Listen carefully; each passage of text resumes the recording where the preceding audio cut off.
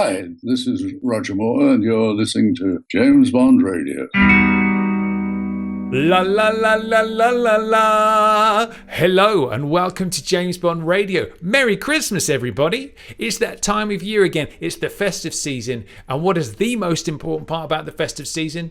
It's obviously Father Christmas's birthday. But secondly, it is the Big Bumper James Bond Boxing Day quiz. I'm going to say that again. It's the Big Bumper Boxing Day James Bond quiz. This time, though, we're doing it a little bit differently. Instead of the usual me versus Chris format, we've got 3 listeners joining us for the first ever JBR Mastermind Boxing Day quiz, where 3 listeners are all going to go head-to-head against each other to see who the champion is. Now, that's very exciting. Now, this is the 6th annual James Bond Radio Boxing Day quiz. I can't believe how time flies.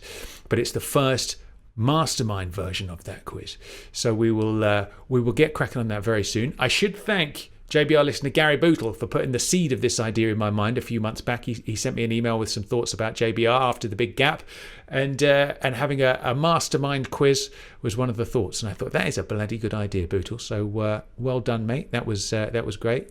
Now, before we get cracking, I should introduce our contestants. This year we have Marlene Orth, all the way from Germany. We have Scott Fisher, or as I like to call him, Mr. Fisher. And of course, we have Casper Ingels from Sweden. Scott's from London, so we've got quite the mix. We've got the representatives from various places around the world joining us today. So we're going to run the quiz in the same sort of way we've done in previous years. It's going to be 10 categories. We're going to have a Connery round, a Roger round, all those kinds of things, with 10 questions from each. So it's going to be 100 questions. Make sure you get your pens and papers ready and follow along with us. We're going to mark the questions off at the end of each round so you can keep track of how you are going through the whole quiz, and then you're going to get a number at the end and a ranking. So once you finish the quiz, what I want you to do is go and post on the website on jamesbondradio.com. There will be a blog post for this episode, and I want you to post on there and let us know what your score was. And indeed, if you beat any of our contestants this year, we want to know about it. Or even if you come down the bottom of the tree, which, let's face it, a lot of our listeners do, because this is a fiendishly difficult quiz.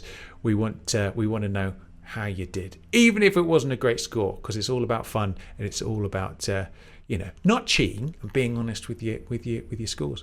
Anyway, enough of me chit-chatting. Let's get cracking with the 2019 Big Bumper Boxing Day James Bond quiz.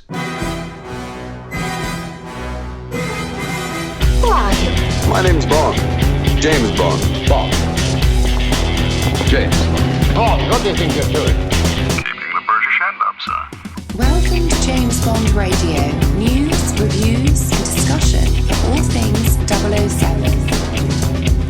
Pussy. As you can see, I have no problem with female authority. Oh, pipe down, 007. Do you expect me to talk? No, Mr. Bond, I expect you to lie.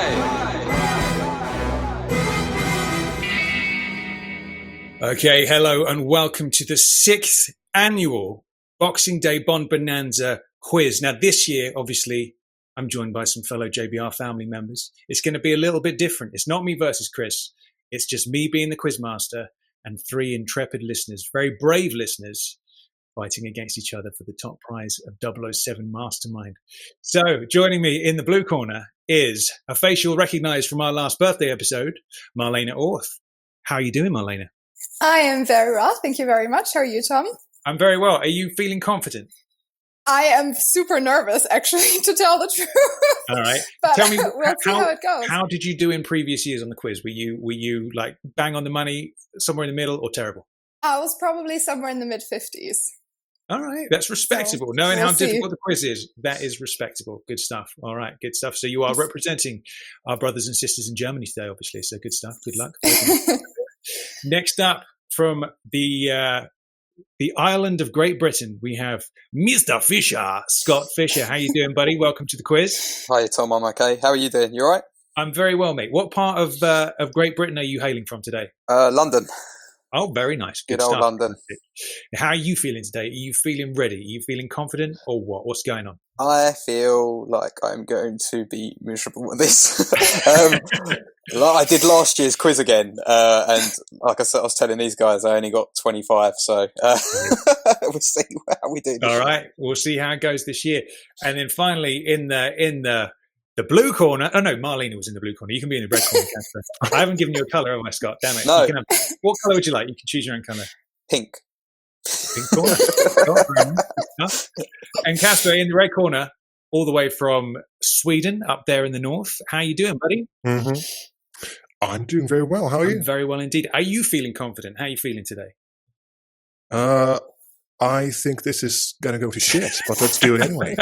Now, what I will say, right, for anybody listening at home, when we usually put a call out for people to come onto JBR, whether it's a birthday episode or whatever it is, there's usually a lot of comments on the page, a lot of people saying, yeah, I'd love to come on and talk Bond, blah, blah, blah. This time, there wasn't that many, because obviously most people go, I'm too scared to do this. So first things first, the entire JBR family need to salute the three of you for being brave enough and putting yourself forward, because it takes a lot of balls to come on here in front of everybody and potentially humiliate yourself in front of everybody. So I salute each and every one of you. I'm going to hang up now. So thanks for Beautiful stuff. Righty ho then. Shall we get cracking? Are we ready to rock and roll? Let's Yes. go. Let's do this. Let's do this. Okay, so we're going to get started. It's going to run in the same format we did in previous years. We've got 10 categories of 10 questions, which if you're not that good at maths like me, that's 100 questions. So for everybody following at home, get your pens and papers out. You're going to draw numbers 1 through 10 down the side of your page for the Connery round, which we're kicking off with.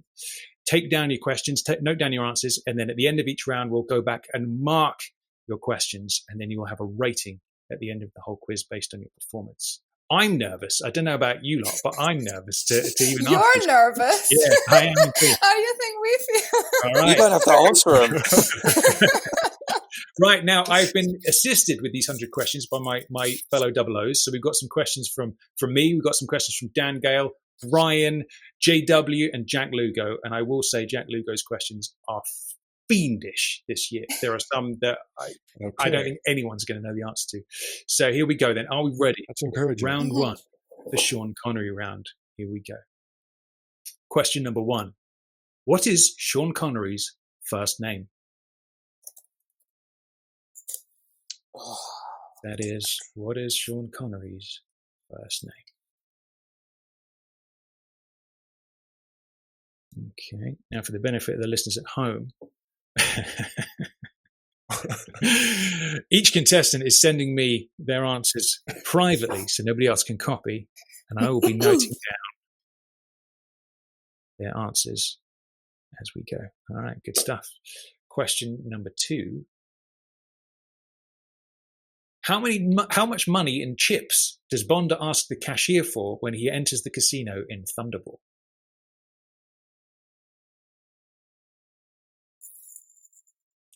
That is, how much money in chips does Bond ask the cashier for when he enters the casino in Thunderball?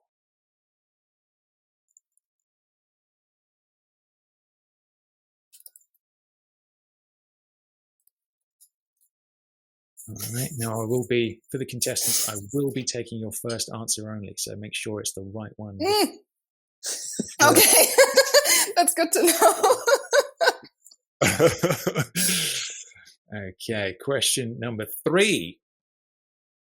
What is the first line Connery ever says in the role of Bond? What is the first line that Connery ever says in the role of Bond?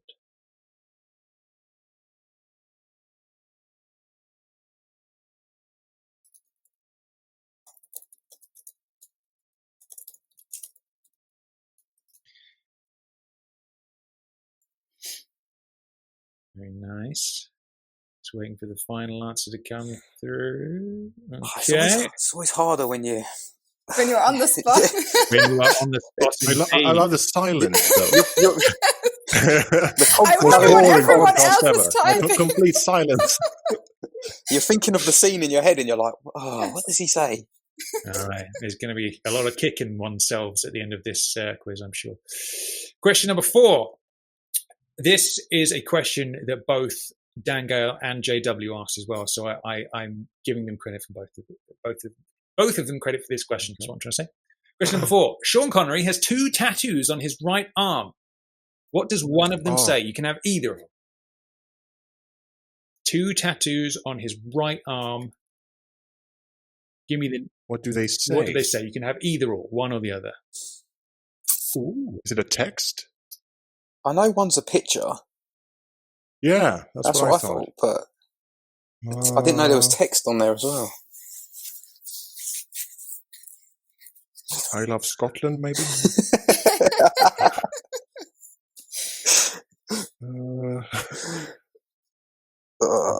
Still waiting for the answers there from Casper and Scott. Yeah. You can say pass if you don't know. Yeah. I refuse. Okay, we've got a pass from Mr. Fisher. Yeah. Casper, I'm going to have to do the countdown. Yeah, I'm sorry. Right. I'm going to have to. That's I'm all going right, to pop on that one. It's all good. It's all good. Not a clue. Okay. We should have just taken a wily guess and just. Okay. Question number 5. What does the other tattoo say? Now, Marlena, you sent both of them through in the first question, so you're very good. Extra points to you there. So Marlena has both of those right. She sent them both through in the first one. So I'm guessing it's going to be a pass for this one for you other 2 gentlemen as well. Yeah, put me down for a pass. All right. Unfortunately. Not a chance. That's 2 lost points. Damn it. Question number 6. In which Sean Connery Bond film does Bond not wear a tuxedo or drive a car? Or drive a car. Oh. Okay.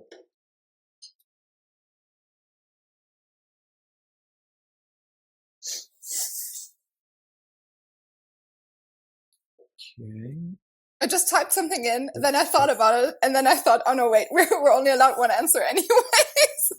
Now you're making me doubt myself when you say things like that. Okay, question number 7. This is a Jack Lugo question.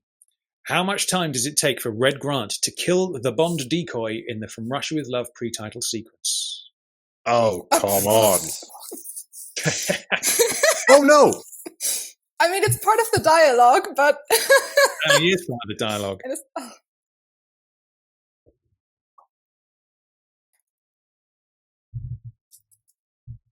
Okay. If I get close... What I'm going to do is... tell me I'm a good boy. If you get the exact... So basically, it's... There's a minute and a second is the answer, right? So if you get it bang on, you get a full point. If you get it maybe like the second, like within 5 seconds, then you get half a point. Okay. Okay. So one more time for those at home. How much time does it take for Red Grant to kill the Bond decoy in the From Russia with Love pre-title sequence? I tell you what. Some impressive work there from a couple of you. I won't say who, obviously. Okay. Now, question number 8. In Thunderball, when Bond has lunch with Domino, he offers her a certain soup dish. I love how anal these questions are. It's brilliant. Jack Lugo, I salute you, mate. Bond offers Domino a certain soup dish. Domino responds with the notion that she believes Bond has been reading the wrong books about this soup dish being an aphrodisiac. Name that soup dish.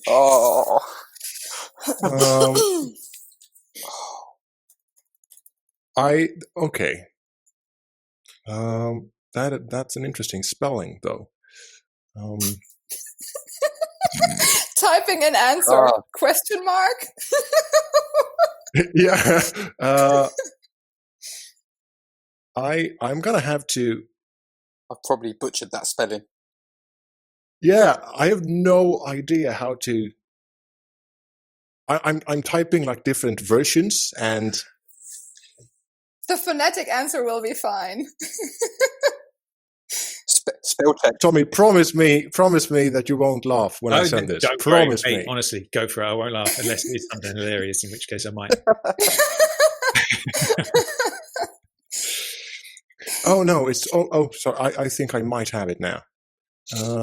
There we go. I'm gonna change that out. And it's gonna be wrong anyway. Yeah.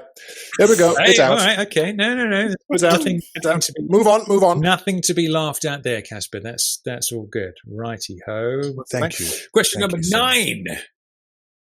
In the closing scenes of Diamonds Are Forever, Bond tests Mr. Wint's authenticity by mentioning that for such a grand meal, he'd rather have expected a claret. Mr. Wint, I'm going to say that again. In the closing scenes of Diamonds Are Forever, Bond tests Mr. Wint's authenticity by mentioning that, oh God, I can speak today, by mentioning that for such a grand meal, he'd rather have expected a claret. Mr. Wint replies that unfortunately the cellar was poorly stocked with clarets, but the wine was a claret. What was its name and what was its year? That was a very long-winded question. I'm sorry about that. Do we get half a point for the year?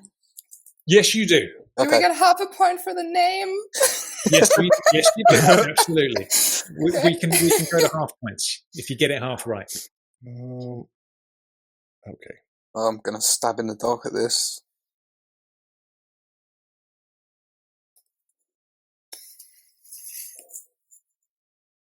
Yeah, I'm gonna have to go for the year. I'm going to guess a wine as well. Don't laugh. Okay, bear with me a second. Don't worry, because if I was in your shoes right now, I would be hopeless. Okay, so Casper, okay, okay, and then Scott, okay. Final question in the Connery round. Question number 10. In Dr. No, M asks the armourer. What's wrong with my voice today? I'm going to say that again. In Dr. No, M asks the armourer his opinion on Bond's Beretta, to which he replies, "Nice and light in a lady's handbag, no stopping power." Bond then mentions how long he's used a Beretta for. How long was it? Oh shit! Once again, in Dr. No, M asks the armourer his opinion of Bond's Beretta, to which he replies, "Nice and light in a lady's handbag, no stopping power." Bond then mentions how long he used the Beretta for. How long was it?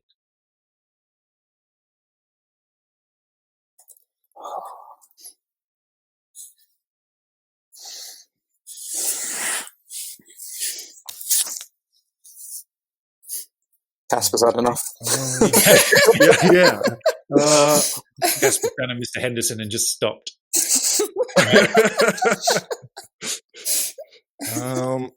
Okay. It can. Okay. Yeah. Okay, we're just waiting on you, Casper. I'm sorry. Nice. Okay, that is the end of the Connery round. Okay, now I'm just glancing over the scores there. Interesting. All right, so we're going to go back and we're going to mark these questions. So, question number 1 in the Connery round. For everybody following at home, obviously keep your score as well, because we want to hear how you did and what rating you get at the end. So, question number 1 was what is John Connery's first name? It was, of course, Thomas. I'm very happy about that. Question number 2. How much money in chips does Bond ask the cashier for when he enters the casino in Thunderball? It was, of course, £500. Okay. What is the first line Connery ever says in the role of Bond? Now, Casper, you got this right. So give us your best Connery. What did he say? What's his first line as Bond? I admire your courage, miss. Very good. Oh, mate. Well Thank done. Thank you. That one. Thank Good you. stuff. Thank you. Bravo, Thank you. bravo. Question number 4. Doing Connery proud there. Sean has 2 tattoos on his right arm. What does one of them say? Pass. Is Scotland Forever. Really? And the other one for question 5 was Mum and Dad. Isn't that sweet? Aw. The Scotland Forever one does not surprise me in the slightest. Indeed. Question number 6. In which Sean Connery Bond film does Bond not wear a tuxedo or drive a car? It was, of course, You Only Live Twice. Question number 7. How much time does it take for Red Grant to kill the Bond decoy in the From Russia with Love pre-title sequence? Let me just check who got this right. Okay. We didn't get any full marks on this one. The answer was, of course, 1 minute and 52 seconds. Oh. A couple of you, there were literally 1 second out. So That was impressive work. So you get half point for that one. Now, question number 8. In Thunderball, when Bond has lunch with Domino, he offers her a certain soup dish. Domino responds with the notion that she believes Bond has been reading the wrong books about how this soup dish is an aphrodisiac. Name that soup dish. It was, of course, conch chowder. Now, if you got just chowder, you get half a point. You're right. Question number 9. In the closing scenes of Diamonds Are Forever, Bond tests Mr. Wint's authenticity by mentioning that for such a grand meal, he'd rather expected a claret. Mr. Wint replies that unfortunately the cellar was poorly stocked with clarets, but the wine was a claret. What was its name and year? It was, of course, Mouton Rothschild 55. Now, if you got Mouton Rothschild, or even just Rothschild, or you got the year, you get half a point. All right, good stuff. And then finally, question number 10 of the Connery round. In Dr. No, M asks the armourer his opinion on Bond's Beretta, to which he replies, nice and light in a lady's handbag, no stopping power. Bond then mentions how long he's used a Beretta for. How long was it? It was, of course, I'm going to do the line. I'm going to do my Connery impression now. I disagree, sir. I've used a Beretta for 10 years. Haven't missed with it. 10 years was the answer. There we go. I don't think my Connery was quite up to par with Casper's there, but I did my best. All right, cool. Excellent stuff. How do you feel you did in that round? Marlene, you feeling good? How was that for you? I feel okay. I thought I would have gotten more right. Here we are. All right, cool stuff. How about you, Mr. Fisher? Yeah, no, I think, we'll see at the end. I'm not feeling confident at the moment, but we'll pull it back, don't worry. All right, good stuff. Sounds good. All right, then next up, it is time for the George round. Everybody ready? Ooh. Pens at the ready. People following along at home. It is time for the George round. Question number 1 in the George round is, who edited On Her Majesty's Secret Service? That is, who edited On Her Majesty's Secret Service? No. Yes. Oh, what's his name? I think I might have misspelled his name. That's very embarrassing. Okay.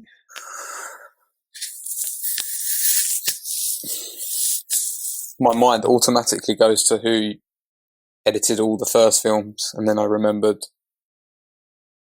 Well, I'm just you all did pretty well on that one. That's all I'm going to say. I'm going to give you a little hint there. For those listening at home, I explained this before we started recording that we're going to reveal everybody's scores at the very end, just in case there's a closet Chris Wright in here who knows the answers to everything, and then it's obvious who's going to win. But we're going to keep it a secret at the very end. Question number 2 in the George round. Who played Irma Bunt? That is, who played Irma Bunt? I honestly think that's a pretty name. Honestly. Oh, Casper is confident. Very yes, nice. I fantasize a lot about her. Don't we all, eh? Okay.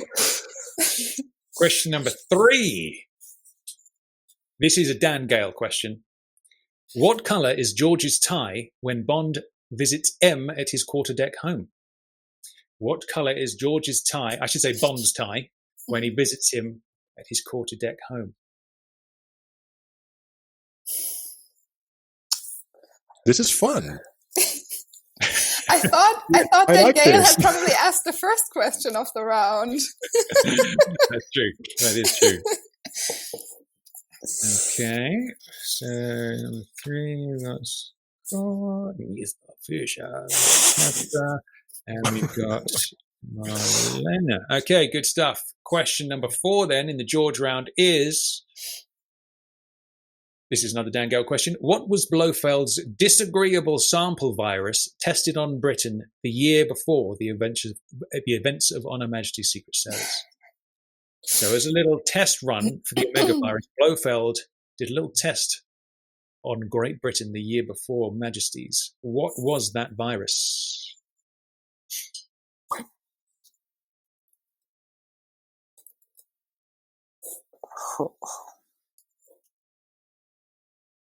Something Blofeld himself says. Okay. Oh, God. Just waiting on you there, Scott. Sorry. So what's it going to be? No worries.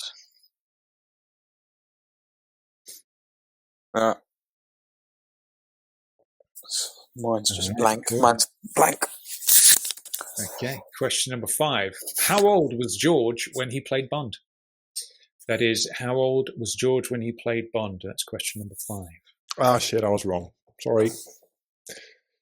Too much in a hurry. Okay. Righty-ho. Question number 6. True or false? George Lazenby was once the highest paid male model in the world. 50-50. I feel like True it's or false? such a Question number trick 6. question, isn't it? True or false? George was once the highest paid male model in the world. In the world. Oh. In the world. I also. Okay, no. Not going to comment. Oh, I'm going to kick myself if I get this wrong, but I feel like it's a trick question. No, really not sure. Okay, interesting. Question number 7.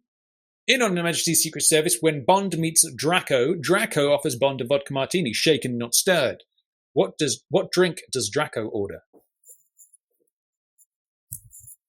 That is, in On Her Majesty's Secret Service, when Bond meets Draco, Draco offers Bond a vodka martini, shaken, not stirred. What drink does Draco order?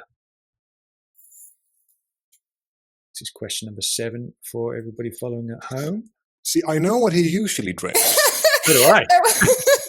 I was about to type that into. That's what makes it such a challenging question. I've butchered the spelling, but I think you can get what I mean. No, that is the actual spelling. You've done well there, mate. It's all good. Marlena, okay. And then Casper, nice one. All right, cool. Question number 8. George was married for 9 years to which BBC tennis pundit who was also a finalist in the 1978 US Open?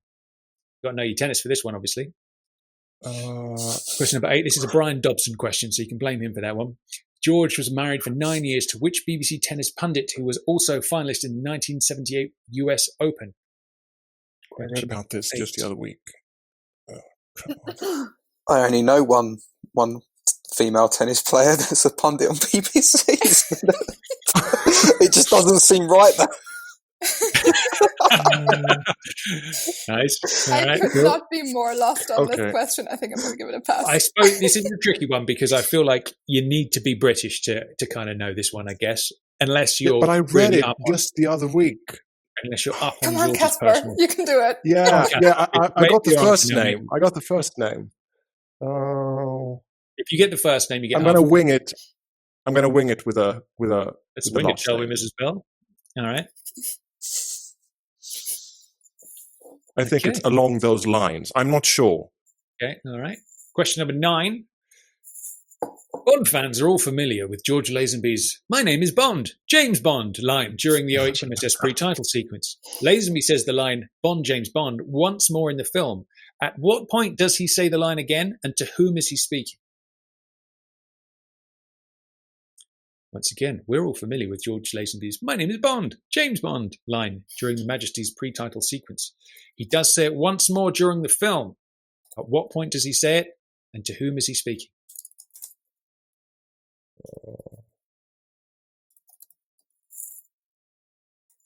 I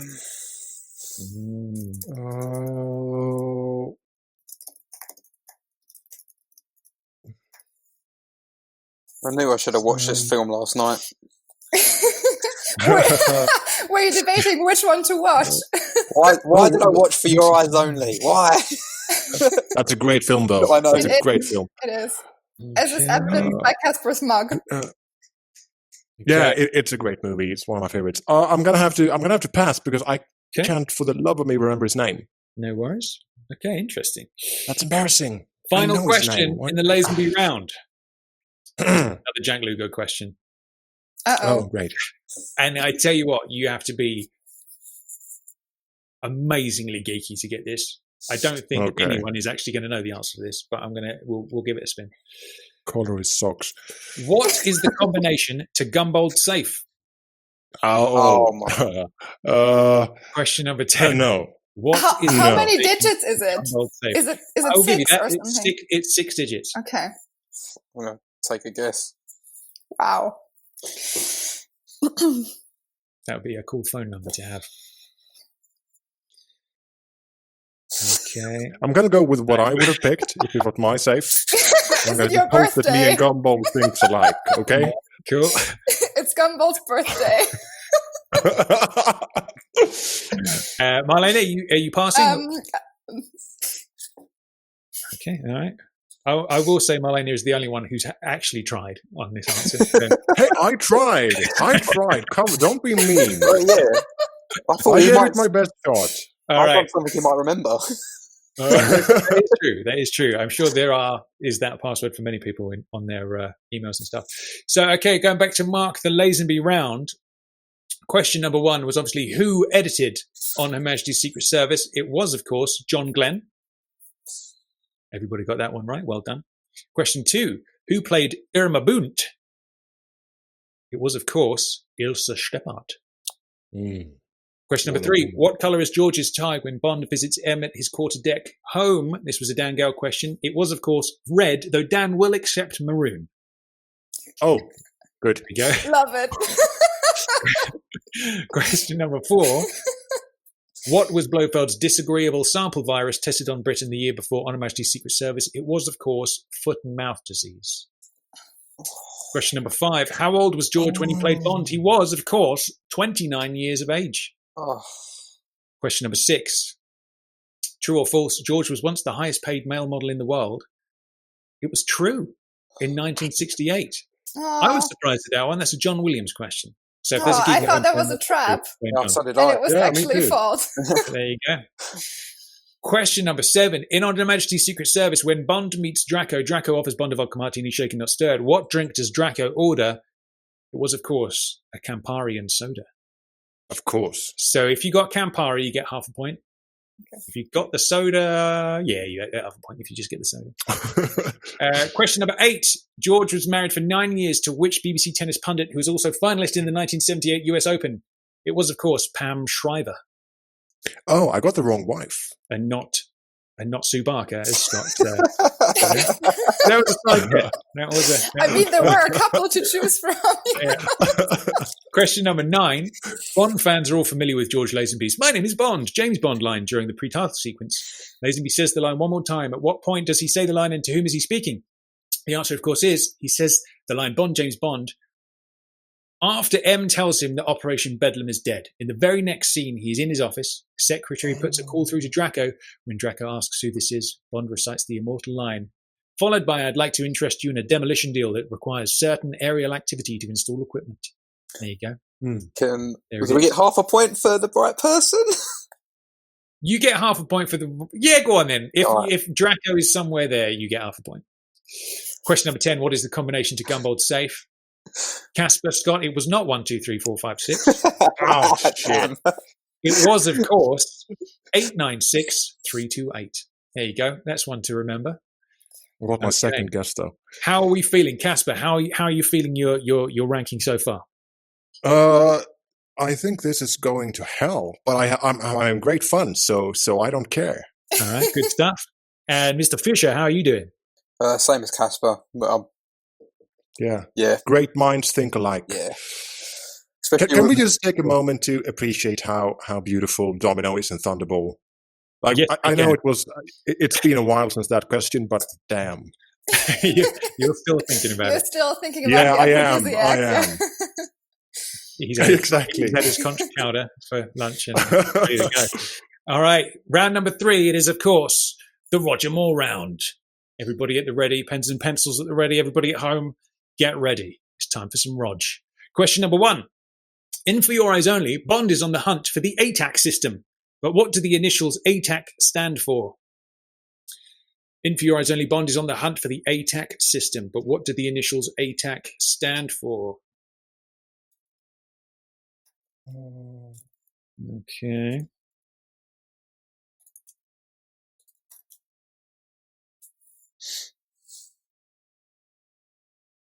Still waiting on everybody's answers there. It's a long sentence, okay? I suppose it is. It stands for. Okay, so we've got an answer in from Marlena. All right. Still waiting on Casper there. Sorry. That's all right, mate.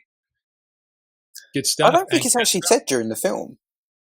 Oh, it's definitely said during the film. This was my question, so I know it was said during the film. So I know. I know. There we go. I think that's correct. Didn't you watch it last night? I didn't. I don't even remember.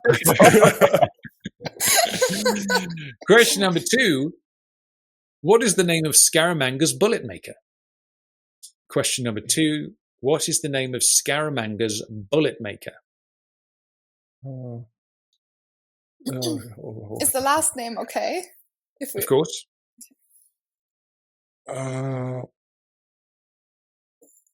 Do we get to hear his full name? I'm not sure we do, actually. I only know his last name, so okay. That's all good. All right, cool. It's Bert. No, it's not. All I know is the three fingers. Steady on, Scott. This is a family show.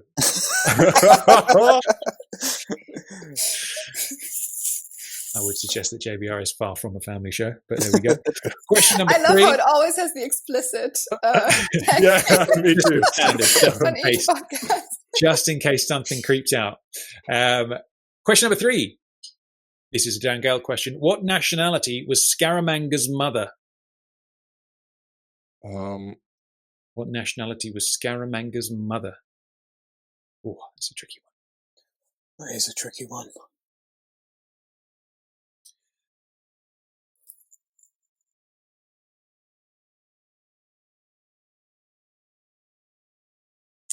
All right, still waiting for everybody to answer. Okay. I don't know. I just found my answer to be funny for some reason. Just reads funny. I can hear Roger saying that. The way me too. Yes. That's nice. Okay, so we're waiting on you, Marlena. I know. Okay. Question number 4. What 2 colours is Mayday's parachute? What 2 colours is Mayday's parachute? That's question number 4.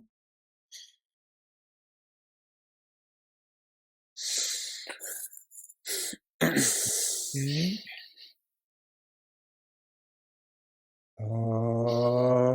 If you get one of the colours right, you obviously get a half point. Okay, I'm going to have to...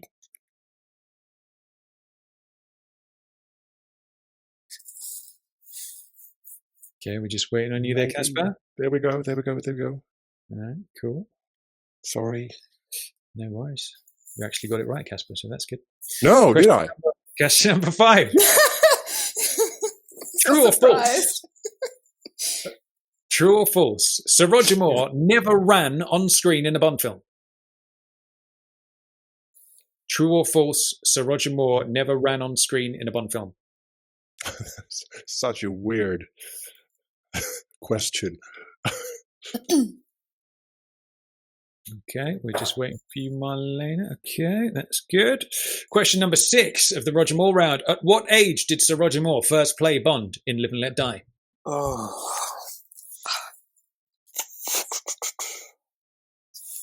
Now, you can obviously do a little bit of mathematics if you know how old he was in his last Bond film, and you can count back if that helps. Oh, don't go there. I can't count. Not me neither, especially not now. I'm going to go with... Yeah. Okay. No, what? Oh, well, done now. Okay. So how old he was when the movie came out, right? Well, I submitted the answer now. It's okay. This is a tricky one because obviously the other 00s have helped me with these questions, and I there is the worry that they might have got one of the answers wrong at some point, in which case I'll get the blame for it. So if that one is wrong, yes, you will indeed. Yeah. Right, there we go. The question was when he played Bond for the first time. So, Okay, so I'm guessing movie release date, please. Question number 7. What was sorry. Roger's last Bond film to be released solely through United Artists? This is a Dobson question coming in from Commander Dobson. What was Roger's last Bond film to be released solely through United Artists?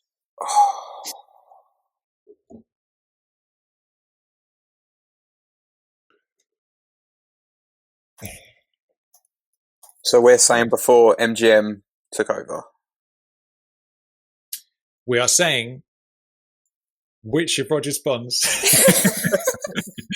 was the last Bond film to be released solely through United Artists. Can I just ask you something? Yes, you can. Is the trick questions? No, At all? they're all pretty on the No. nose. Yeah. Okay. Then I think you might have this one wrong, but okay. All right. We can blame Brian Dobson for that one if that's Yes, the case. we can. Yes, and I will. I'm not taking no heat. I'm not taking no heat. All right, cool. Bosh, bosh, bosh. Everybody's answered that one. Okay. Question number 8. What is Roger's middle name? Oh. Question number 8. What is Roger's middle name? And I will give you a little clue. It's also the name of another Bond actor. It's Pierce. Oh, Casper, you've ruined the whole game now. His name is Roger Pierce Brosnan Moore. It's one of Okay, two. we're just waiting on you, Sorry. Mr. Fisher. Sorry. That's all right, man. There you go. Okay, question number 9 in the Roger round. On what street is the Filet of Soul located in New Orleans? On what street is the Filet of Soul located in New Orleans? Is that a double O Dobby question? That's a Jack Lugo Double question. Dobby. Oh, it's a Jack. Commander Lugo, that is.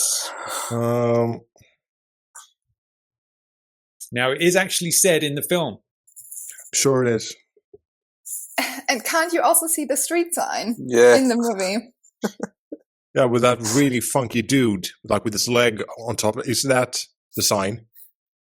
Is that when you see the sign? Like there's this tall dude with a hat. He looks so See, I think cartoonish. the sign you're talking about is the cross street. I don't think it's the actual street, if I remember right. Oh, okay. This is something that is definitely said.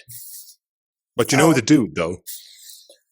The dude. Tell me about the dude again. Sorry, I was looking at everybody's answers. The tall dude. the tall cartoonish dude with a big fancy hat. Oh, the big long legs. That guy. Yeah. Yeah. I know the dude you mean. Yeah, He's my hero. Love that guy. All right. Question number 10.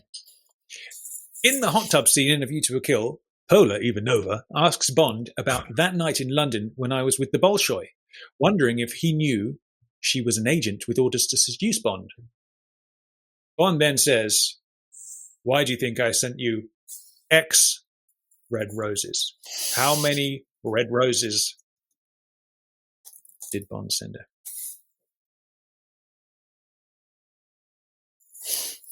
No. You're right. Oh. I think I got that one right. Oh, Oh, then why are you that is- saying no? I'm trying to save face here. Okay, here we go then. So we are going to go back and we're going to mark the Roger round. See how everybody did. Question number 1, of course, was in For Your Eyes Only. Bond is on the hunt for the ATAC system, but what do the initials ATAC stand for? Marlena, what do they stand for? Automatic targeting attack communicator. That's insane. That's great skills Damn there. it. Question number 2 was, what is the name of Scaramanga's bullet maker? It was, of course, Lazar. An inch too low.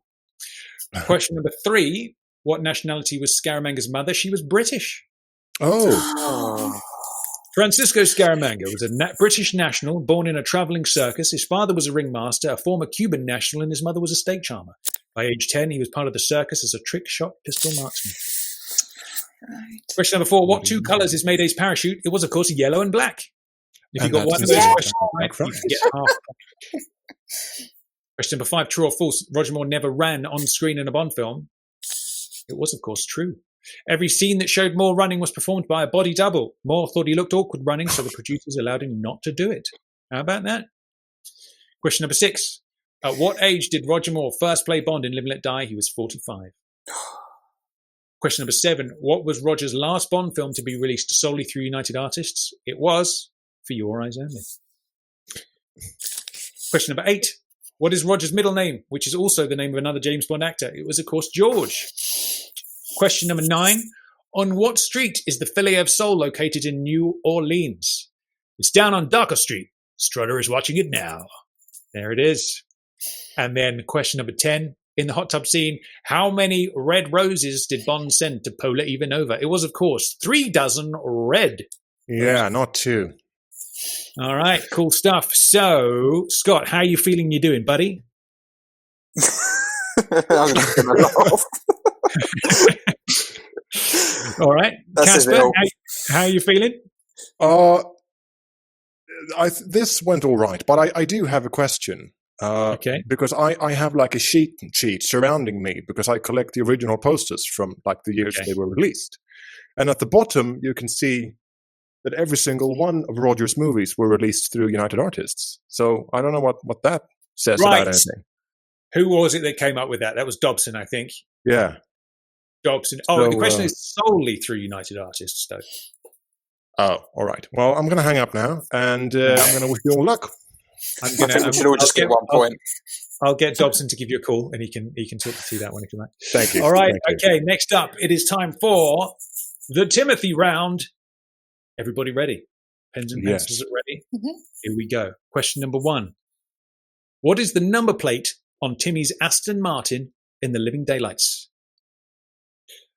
What is the number plate of the Aston Martin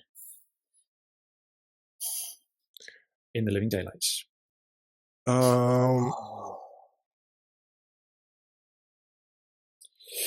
Could I interest you in the license plate of another Aston Martin?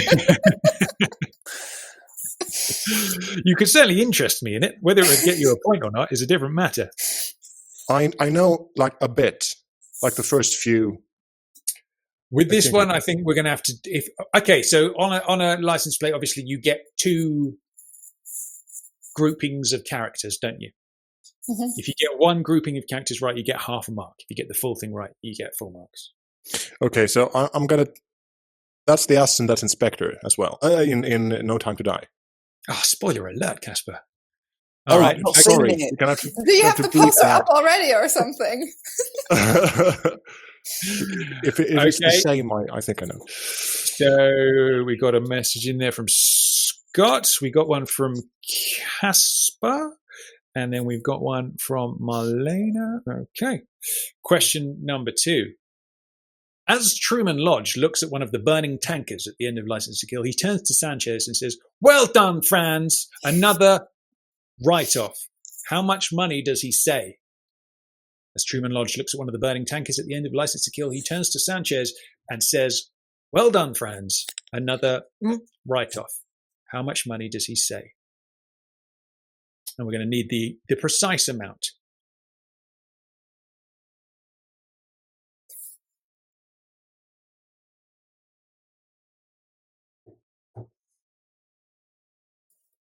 Okay.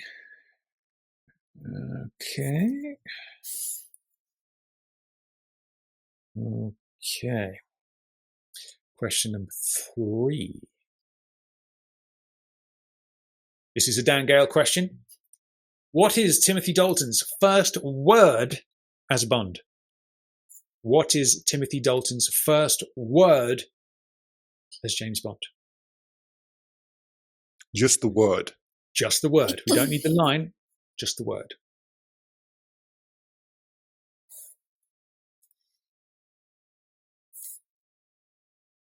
Okay. Does grunt count, or do you need the word? We need, If you can spell out the grunt phonetically. exactly. We need the exact spelling of the grunt, if that is indeed the answer, Casper. Okay, we got an answer in from Casper there. We have an answer in from Marlena, and we also have, no, why? What have I done? You right over there, Scott? No. All right. Question. That was number. Was that number 3 or 4? Hold on. That was number 3. Number 4. This is another Dan Gale question. What was Dalton's last word as Bond? So this is a license to kill moment. What was Dalton's final word as Bond? Okay, you got one in from Casper there. You got one in from Marlena. He is the best Bond, easily. Him with the Dalton. He's got to be. Just waiting on you, Scott. Sorry. I feel like the most entertaining bit about this for the viewers is going to see our grimaces. Like we're typing something in and then we're going, was that right? Okay. All righty ho then. This is a John Williams question. Question number 5. What film did Timothy Dalton star in after License to Kill? What film did Timothy Dalton star in after License to Kill? Like the one just after License to Kill. The one just after License to Kill. Okay. Oh.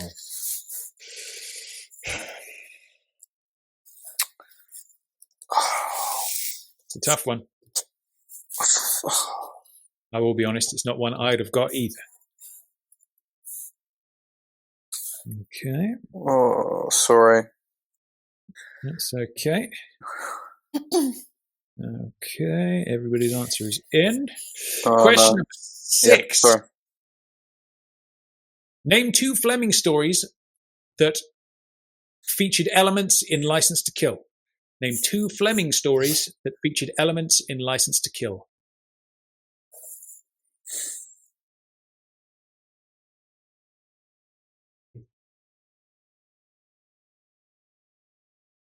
See, the viewers on YouTube are going to think you're Googling the answer there, Casper. Yes, I am. I'm actually. Just for anybody, everybody is texting me their answers on Skype, you see. So that's how I'm getting the answers. I've only got the one, but it's better than nothing. Okay, so Yeah, all right. Yeah, that's right. You'll get a half point if you get 1. Thank you. Okay, so Casper. Okay, we've got Marlena. Okay, and I'm just waiting on Scott. Okay, just take that one. okay. That was number 6. Question number 7. In License to Kill, Bond discovers Felix with the note he disagreed with something that ate him. Which Bond novel is this from? This is a Commander Dobson question. In License to Kill, Bond discovers Felix with the note he disagreed with something that ate him. Which Bond novel was this from? Okay. We've got one from Casper. And we've got one from Marlena. Just waiting on Mr. Fisher. Oh, no. Oh, this is awful. This is awful. I tell you what, take a wild guess. Just because you know there's only a certain number of Fleming books. So take a wild guess. Just throw one in there for me.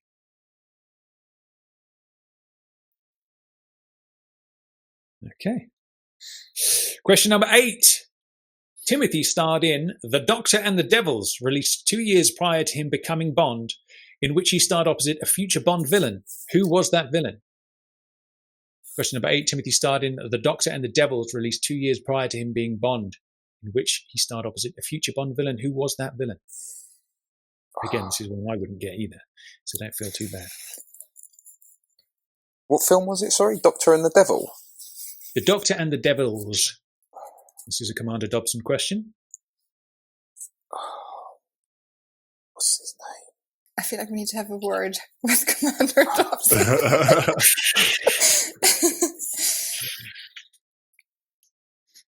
Okay. All right. Oh, Scott, mate, you did well there. I was expecting nobody to get that right. Good stuff. That is Question. the one lucky guess thing. Question number 9. At the end of The Living Daylights, Bond tells Kara he knows a great restaurant in Karachi. How far away are Bond and Kara from Karachi? Oh. That's a Commander Lugo question, so you can complain to him. Come on, you can do this. Close your eyes. They're in the Jeep.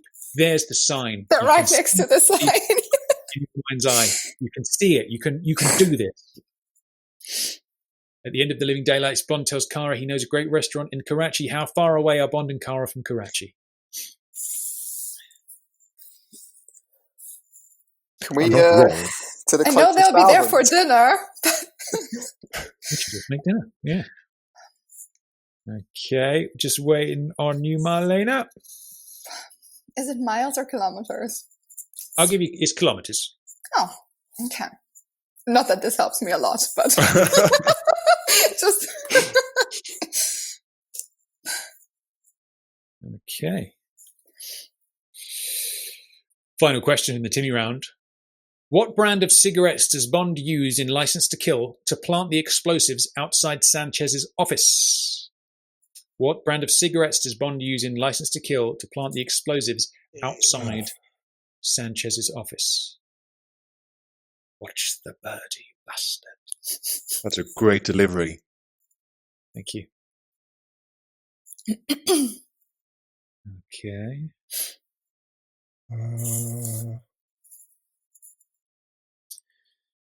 Okay. I'm going to have to take a guess at this. Just waiting on you, Casper. Okay.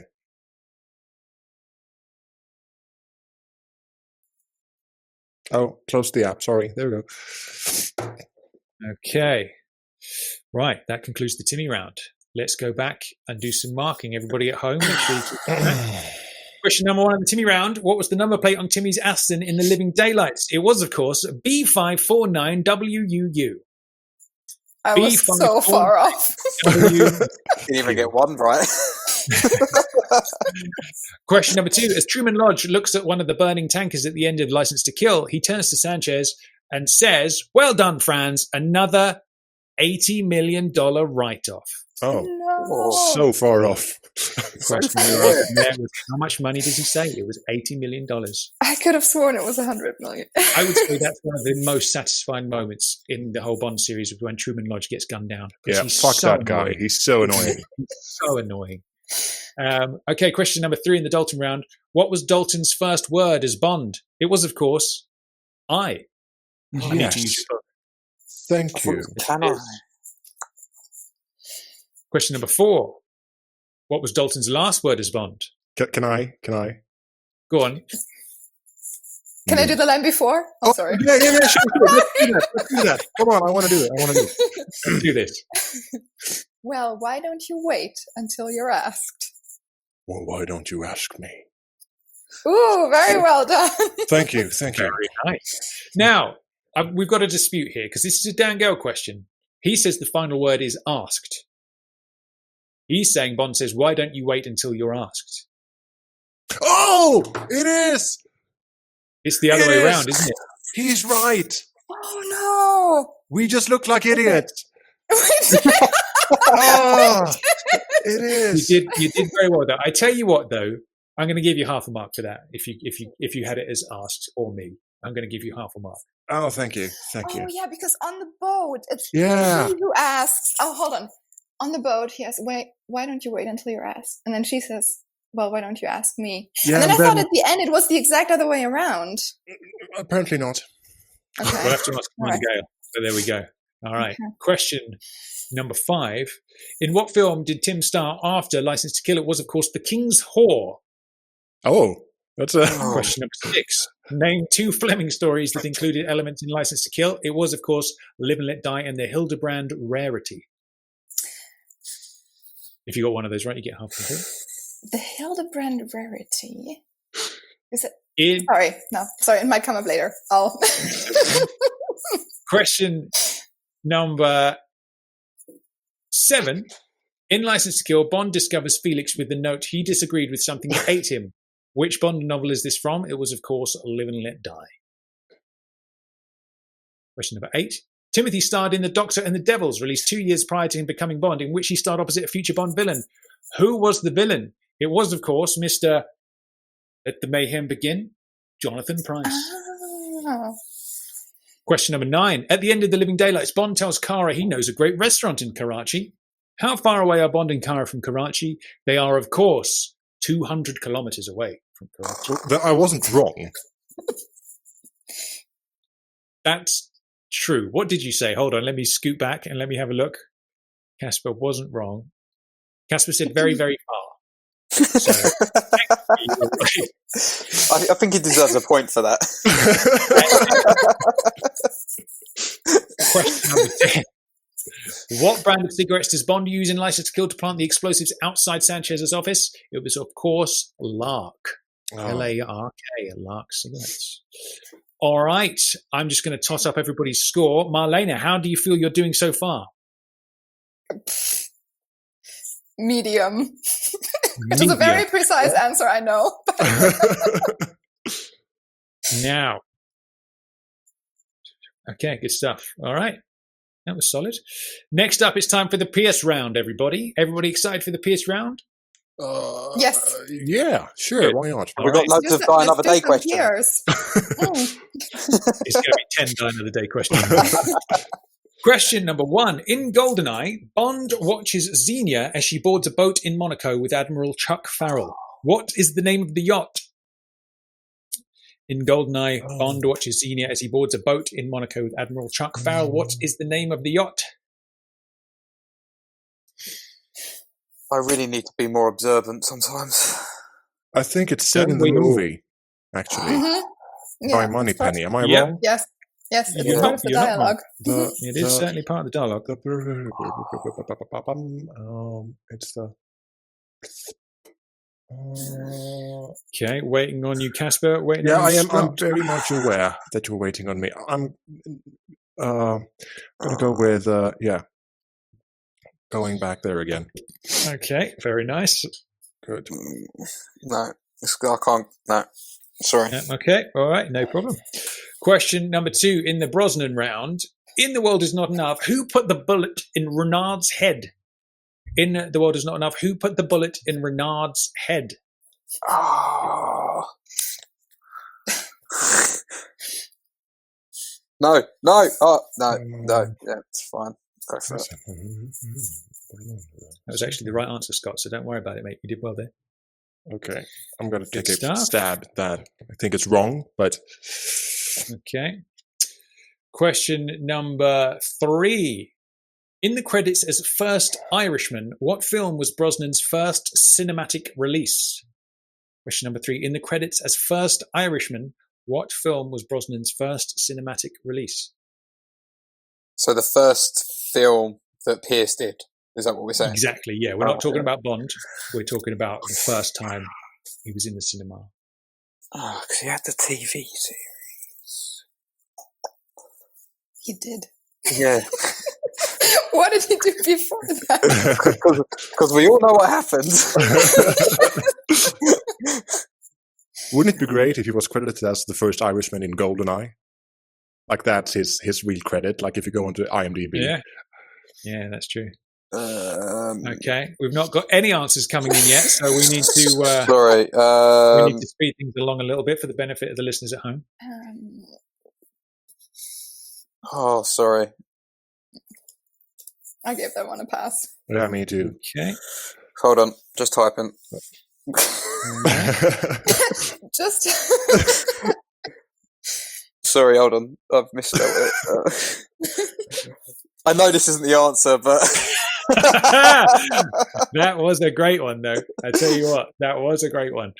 Okay, question number 4. What circus act did Brosnan perform during his guest appearance on The Muppets Tonight? What?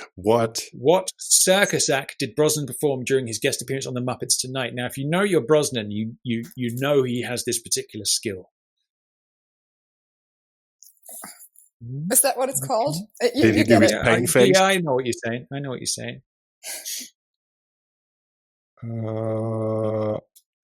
don't know. Okay. Okay. Oh, no. Just waiting on you, Scott.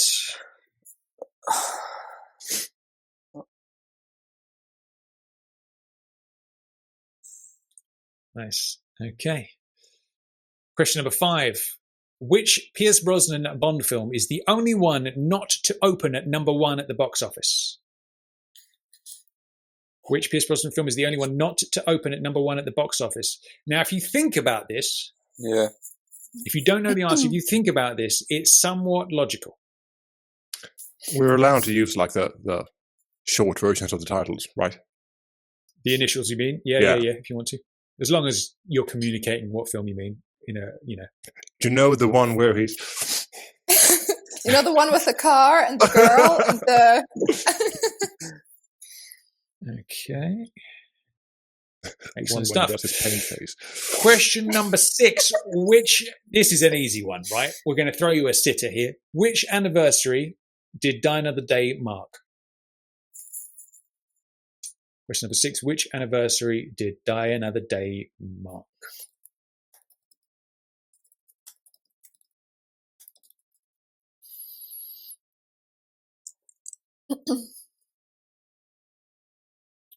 Very nice. You all got that right. Question number 7. In which Pierce film does Bond use the Walther P99 for the first time? In which Bond film does Bond use the Walther P99 for the first time?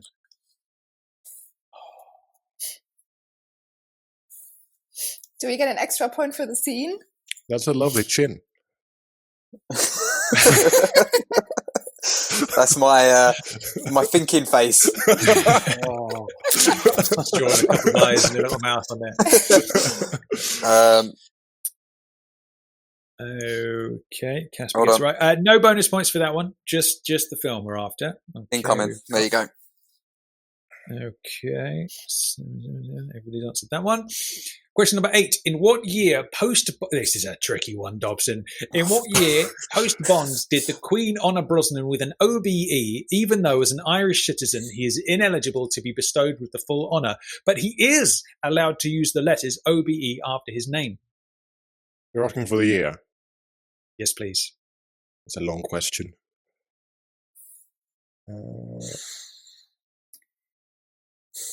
The year. I tell you what, Scott, you are very good at making wild guesses that are right on the money. I'm thinking logical here. Yeah. Oh, are you? It's that thinking pose that does the trick. It's the chin thing that does it. Okay, Marlena, we're just waiting on your answer there, please. Okay. Question number 9. The video game written by Bruce Fierstein, released in 2004, features Pierce Brosnan's final performance as James Bond. Name that video game. This video game, written by Bond screenwriter Bruce Fierstein, released in 2004, features Pierce Brosnan's final performance as James Bond. Name that video game.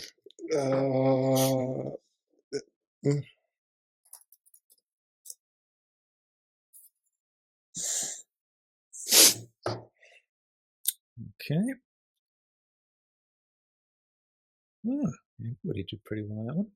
And then final question in the Brosnan round. Question number 10. In GoldenEye, who's strangling the cat? Question number 10. In GoldenEye, who's strangling the cat? I would like the character's name, please. Can I give you the name of the actress? Yeah, I tell you what, we're going to go halves and halves, right? So if you get the name of the of the character, you get a full mark. If you get the name of the if you get the name of the character, you get full mark. If you could just get the actor's name, you get half a mark. Okay, very nice. Hold on, I'm typing away. Okay, sorry. Right there, that's all right, mate. No worries. Just making sure I spell it. It's fun if you look back at this conversation on Skype. It looks like I'm just harassing you with Bond facts. All right, Casper. Jesus. All right, cool. Cool. Excellent stuff. Okay, we're going to go back and we're going to mark the Brosnan round now. How confident is everybody with their Brosnan skills? Do you think that went well for you? It's could have I think started that off went better. better than the other rounds. Okay, all right. That is the deadly thing about the JBR Boxing Day quiz, is because you can do very well in certain rounds and absolutely terrible in others. Yeah. So, question number 1 in the Brosnan round. In GoldenEye, Bond watches Xenia as she boards a boat in Monaco with Admiral Chuck Farrell. What is the name of the yacht? It is, of course, the Manticore. Ah. We see it through Bond's little monocle on the back of the speedboat. We see it in the printout in the DB5, and obviously Moneypenny says it as well. It's owned by a well-known Janus front. Question number 2. In Twine, that is, of course, The World Is Not Enough, who put the bullet in Renard's head? It was, of course, 009. Yes. I wonder if it was the same 009 who got the DB10, Inspector. Question number 3. In the credits as First Irishman, what film was Brosnan's first cinematic release? It was, of course, The Long Good Friday. Oh, damn. 1980. Wasn't Mrs. Question- I Doubtfire. have It I wasn't have Mr. Doubtfire. Question number 4. What circus act did Brosnan perform during his guest appearance on The Muppets Tonight? It was, of course, Fire Eating. Oh. Did I not remember know that. watching that when that went out on the telly live. Question number 5. Which Brosnan film is the only one not to have opened at number 1 at the box office? It was, of course, sunk to second place by the Titanic. It was Tomorrow Never Dies. What? Question number 6. Oh. What anniversary did Die Another Day mark? It was, of course, the 40th anniversary of Dr. No. Question number 7. In which Pierce film does Bond use the Walther P99 for the first time? It was, of course, Tomorrow Never Dies. Question number 8. In which year, post-Bond, did the Queen honour Brosnan with an OBE, even though as an Irish citizen he is ineligible to be bestowed with the full honour, but is allowed to use the letters OBE after his name? It was, of course, 2003. The opposite. That was a tough one. Question number 9. This sorry. video game. So Scott, how did you logically deduce that? Yeah. Just He stopped playing Bond, didn't he, after Die Another Day? And yeah, I just put 2 and 2 together and thought, oh. He did a Sherlock. That was a good guess. I liked it. oh, okay. Question number 9. This video game, written by Bond screenwriter Bruce Fierstein, released in 2004, features Brosnan's final performance as James Bond. It was, of course, James Bond 007, Everything or Nothing. Question number 10. In GoldenEye, who's strangling the cat? It was, of course, Irina, Zhukovsky's mistress, played by, who was it, Scott? Mini Driver. Absolutely. Good stuff. So if you got Mini Driver, you get half point. If you got Irina, you get a full point. Good stuff. All right. Now, Scott, how confident are you feeling in the Brosnan round? Did that go well for you, do you think? I feel better after the Pierce round.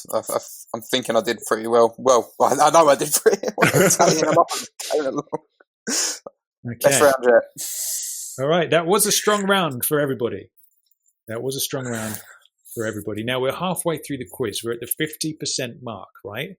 And what I will say, without revealing who is in the lead or who indeed isn't, there is one particularly strong person in the lead.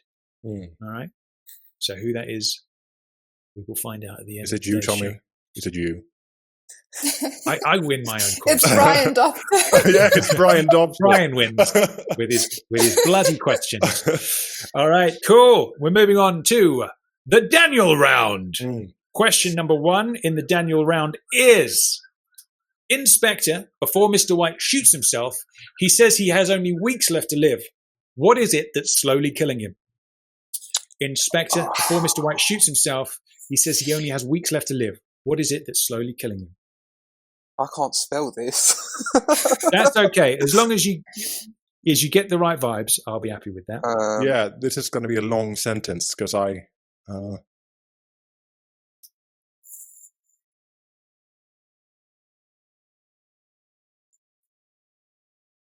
hope that makes sense, Tom.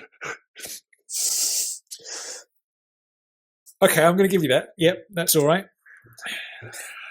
Okay. Casper nailed it. Good work. Oh, did I? Good. Marlene, you got the right vibes there, but I need to hear more than that. Question number 2. In Skyfall, during the psychologist's word association game, what is Bond's reply to the word heart? For example, when he says gun and Bond says shot, what is his reply to the word heart? Hummus.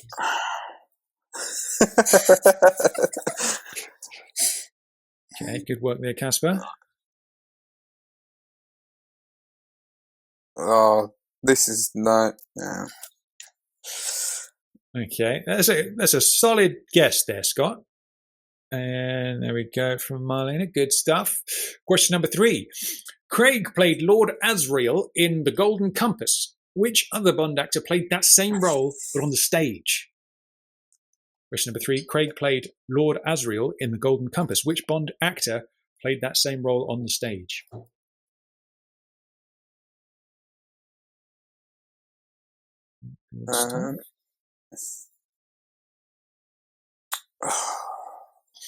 Oh, where is it? Just waiting on you there, Mr. Bouchard. God, spell check, sorry. Some excellent spelling there, Scott. I'm impressed with that, mate. Question number 4.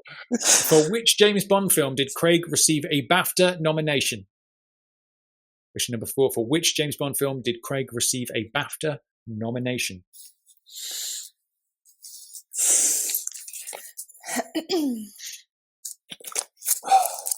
I feel like I just read that the other week. This is so frustrating. Okay. You all went for the same one there. That means we're all wrong. Question number 5. In what film did Daniel Craig say he was in the best shape of his life? Question number 5. In which film did Daniel Craig say he was in the best shape of his life? Bond Craig. It's a Bond film, though, right? It is a Bond film, yes, absolutely. I should Logan state Lucky. I thought it was a curveball there. That is a good film. Like, I do enjoy Logan it's Lucky. so much fun. Okay. Question number 6. On which film did Daniel Craig meet his future wife? This, of course, is not a Bond film. On what film did Daniel Craig meet his future wife, the lovely Rachel Weisz? Do you say Weiss or Weiss? I don't know. I think different every I think time. it's Weiss. That film, I loved that film when I was younger, though. I thought it was brilliant. Oh, Casper sounds confident. All right, cool. I think that's the one. I'm not sure. Okay. Oh, no. Just waiting on Scott and Marlena there. Marlena, okay. And then Scott. No. Oh, no. Don't worry. All right. Question number 7. In Skyfall, Bond receives a gunshot wound. What is the only other film where the same fate occurs? So basically, what other Bond film, other than Skyfall, does Bond receive a gunshot wound?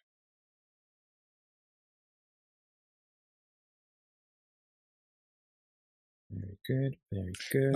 Just waiting on Marlena. I'm just going to have to interrupt here for a short second. Okay. It's just super embarrassing because I've been drinking heaps of water and I'm going to piss myself. You need to have a tinkle. Yeah. No, you have to stay there until the end of the quiz, Casper. Okay, then I'll just go ahead and Of course, you may excuse yourself. Go on, toddle off and do your thing. Thank you. And we will see you shortly. Maybe I just won't come back. So like an empty screen for the rest of the.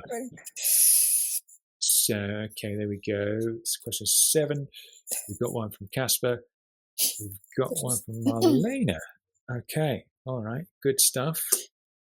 So, what should we chat about while Casper goes and does his thing? Tell me about where. When he said, oh, sorry. Go on, after you. Go on. You've got something to say. You know, when he said, "This is embarrassing, but I've been drinking," I thought he meant like he'd been drinking wine or something. I was just wondering, so what all of you guys are doing, should I get myself a glass? I thought, well, it is Christmas after all, you know. Absolutely, a bit of mulled wine. So, Scott, tell me about where in London you are. Where are you calling from today? Just southeast. Whereabouts? You're in the UK now, aren't you, as well? Yeah, man. I'm a Somerset man. I'm like Dan Gale. I'm a man in Somerset. Over in Bath, lovely little town, beautiful place. So what made you come back? Because I remember, like, every time you was on the podcast, you was always like, "Oh, I'm over in Asia," and then you're in America, and you was always going back and forth. Just to settle down in the same place, really, just to be, have a home again and do all that stuff. But there we go. Casper, you're back, mate. I'm back. I made it. How was it? Was it a number 1 or a number 2? Well, I had coffee, so it could have been either, actually. Could have been either. Yeah. All right, good stuff. Not sure. Moving swiftly on then, we have question number 8. We are, of course, still in the Daniel round. Question number 8, this is a Commander Dobson question. Daniel has an older sister that also shares the same Christian name as one of his leading Bond girls. What is her name? That is, Daniel has an older sister that also shares the same first name as one of his leading Bond girls. What is her name?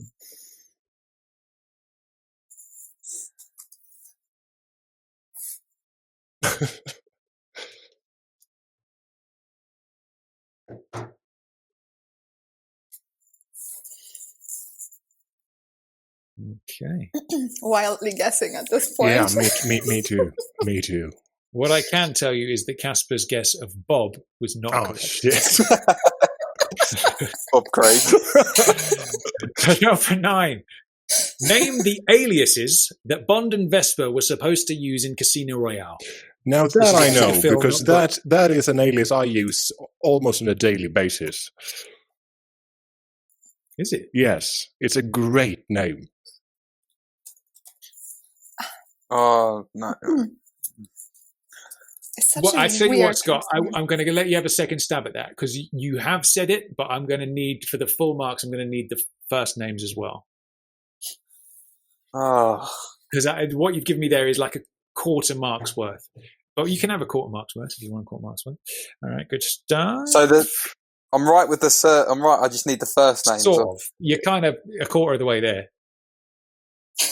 Did he write Bob as well? I'm gonna have to. Let's. All right, no worries. Yeah. We'll give you a quarter mark. That quarter mark could make all the difference. You never know. I feel. All right then. Final question of the Daniel round. Question number 10. What 2 cards did Bond have to defeat Le Chiffre during the final gambling sequence in Casino Royale? Oh my god! Whose question is that? This is a Commander Lugo question. Of course it is. What 2 cards did Bond have to defeat Le Chiffre during the final gambling sequence in Casino Royale? Okay. I can picture. You can just picture these scenes in your head and what's happening. Yeah. It's like, Do we just need to know the number or the colors as well? You know the numbers? That's crazy. Really, you kind of need the full shebang. If you get the suit, I'll give you half a mark. But I need the numbers to get to the mark. Okay. Good guess there, Scott. I like that.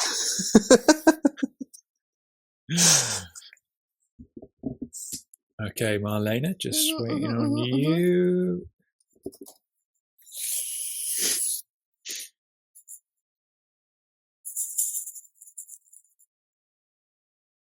Okay.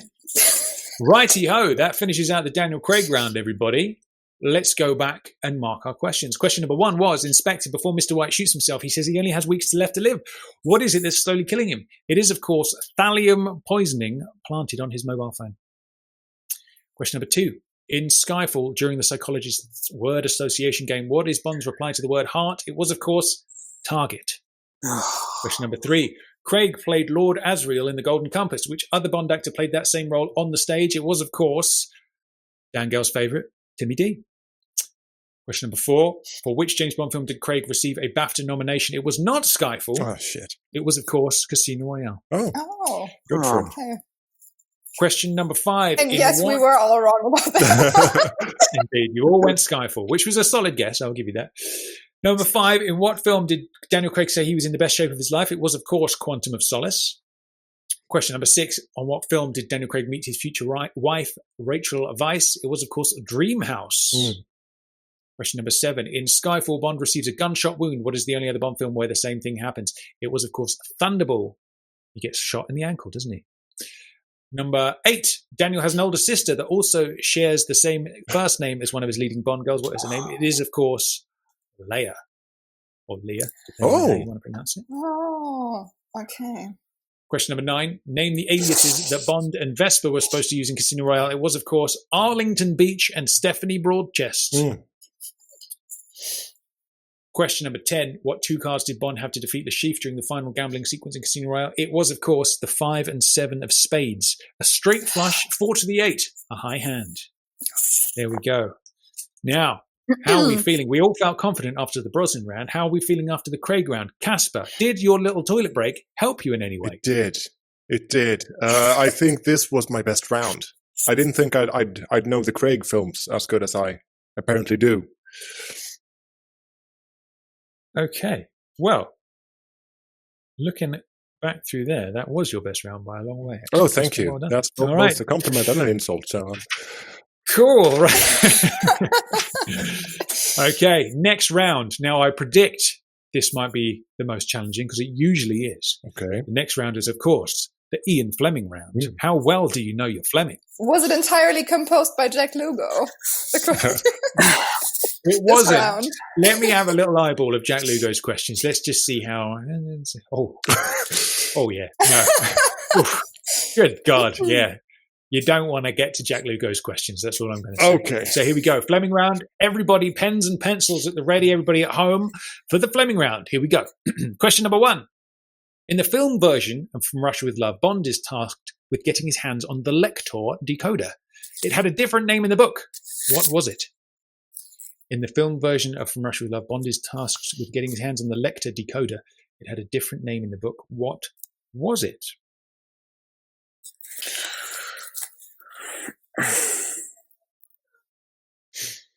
Okay.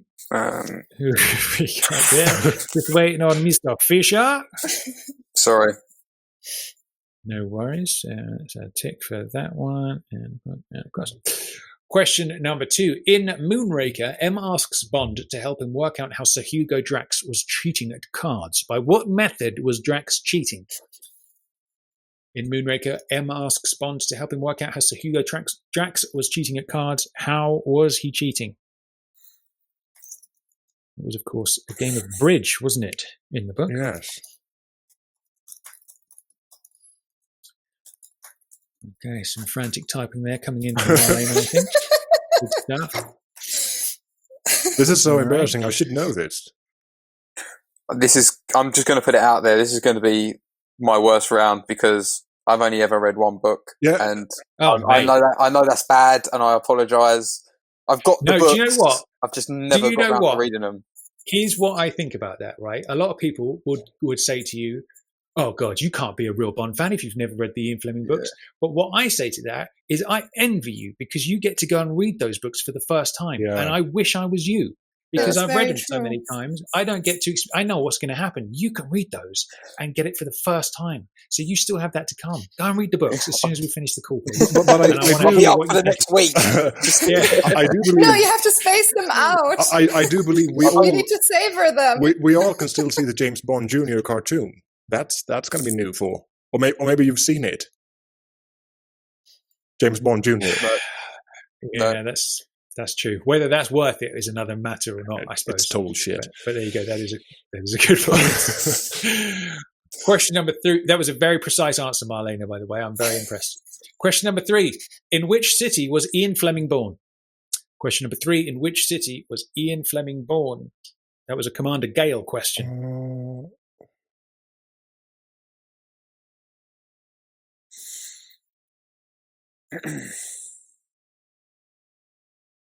Oh, no. Okay, we've got answers in from Scott and Casper. We're just waiting on Marlena there.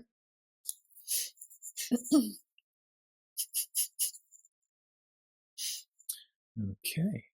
Question number 4. In which city did Ian Fleming die? Question number 4. In which city did Ian Fleming die? Now, that might be easier. Or will it? I don't know. It's one of 2 places. That I actually read this morning. when you skimmed the Ian Fleming Wikipedia article. No, I'm actually reading for it. some light practice reading. I have this one fact about him that I really hope is a question, but I have a feeling it's not going to be, that I read this morning. Okay, let me just mark those down.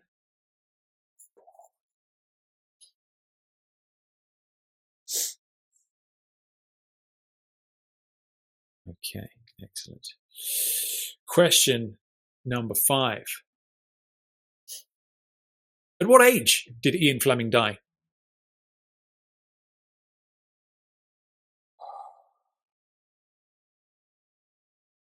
At what age did Ian Fleming die?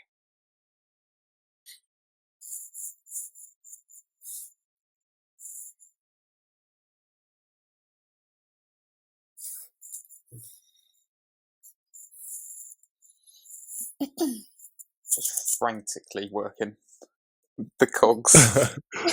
Do you know when he was born? It's a stab in the dark. Number 6. How many Bond novels did Fleming write, not including the short stories?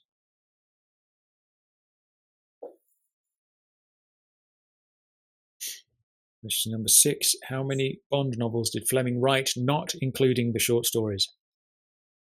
Oh.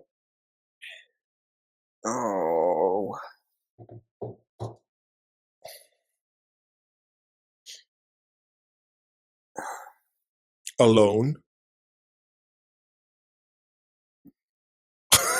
Hello? Are you trying to say something about the man with the golden gun there? Yeah, exactly. And like, if the books that uses his material is that, like the newer books. Oh, I see what you're saying. Yeah. We're going pure Fleming. Pure Fleming. Pure Fleming. Okay, Scott. Okay. Question number 7. It was one of those Septembers when it seemed that the summer would never end, is the first line of which Fleming novel? Question number 7. It was one of those Septembers when it seemed that the summer would never end, is the first line of which Fleming novel? It's the only one I've read, so. Oh, you started in the middle there. Interesting. I only read it because I enjoyed the film so much, so I just thought, it's nothing like the film, but... Well, I will say you have excellent taste. Good stuff. All right. Question number 8. A secret agent? I didn't care what he did. A number? I had already forgotten it. I knew exactly who he was, and everything, every smallest detail would be written on my heart forever. Is the final line of which Fleming novel? Oh. A secret agent. I didn't care what he did. A number, I had already forgotten it. I knew exactly who he was, and everything, every smallest detail would be written on my heart forever. Is the final line of which Fleming novel? Oh, yes. You've only all gone and knocked it out of the park. Great stuff. It's a great book. Good work. Great book. That is a guess. Very underrated book. It's your acting, Good Tom. stuff. Thank you very much. Question number 9. Where in New York State does Fleming's The Spy Who Loved Me novel mostly take place? And you could thank Commander Lugo for this one. Where in New York State does Fleming's The Spy Who Loved Me novel mostly take place?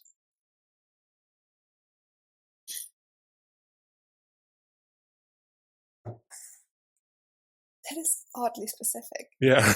Isn't it? Oh,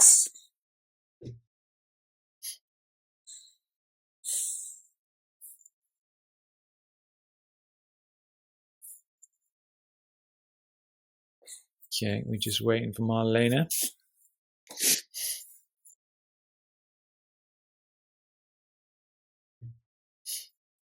Okay. Question number 10, the final question in the Fleming round. Okay, now this is another Commander Lugo question, and there are potentially 2 bonus questions as well. Okay. Question number 10. On what day do Bond and Tracy get married in the novel On Her Majesty's Secret Service? On what day do Bond and Tracy get married in the novel On Her Majesty's Secret Service? I'm going to take a guess. Now, I'm not... Listen, let me give you some guidance on this. Mm-hmm. I'm not saying is it Monday or Tuesday. That's not what we're doing here. It is an occasion. It's a day that would be celebrated Oh, for a particular reason. Are you saying as in sort of like, for instance, Christmas Day? Absolutely. Something like kind that. of thing. Okay. I really, really, really hope I'm correct.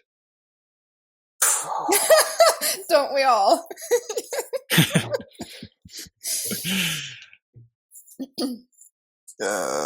Gas. Yep, sod it. All right. Oh, no. No, yeah, sod it. I don't know the answer. All right. Let's wind it on back. Question number 1 in the Fleming round. Let's get the marking done. Question number 1. In the film version of From Russia with Love, Bond is tasked with getting his hands on the Lector decoder. It had a different name in the book. What was it? It was, of course, the Spectre. Oh, There you go. The Lecter, named Spectre in the novel, was a fictional cipher machine developed and used by Soviet intelligence to protect commercial, diplomatic, and military communication. I wonder why they changed the name of it for the film. Question number 2. In Moonraker, M asks Bond to help him work out how Sir Hugo Drax was cheating at cards. By what method was Drax cheating? He was, of course, using a polished cigarette case as a mirror to see the cards as they were dealt. Question number 3. In which city was Ian Fleming born? It was, of course, Scott's hometown, London. Very nice. Question number 4. In which city did Ian Fleming die? It was, of course, Canterbury, the home of JBR listener Mark Ashby. Question number 5. At what age did Ian Fleming die? It was, of course, 56 years old. So Question close. number 6. How many Bond novels did Fleming write, not including the short stories? It was, of course, 12. Question number 7. It was one of those Septembers when it seemed that the summer would never end. It's the first line of which Fleming novel? It was, of course, On Her Majesty's Secret Service. Question number 8. A secret agent. I didn't care what he did. A number, I had already forgotten it. I knew exactly who he was and everything. Every smallest detail would be written on my heart forever. Is the final line of which Fleming novel? It was, of course, The Spy Who Loved Me. And you all got that right. Well done. Question number 9. Where in New York State does Fleming's The Spy Who Loved Me novel mostly take place? And no, I would not get this right either. It was, of course, between Glens Falls and Lake George. yeah. Way off. So we can thank Commander Lugo for that one.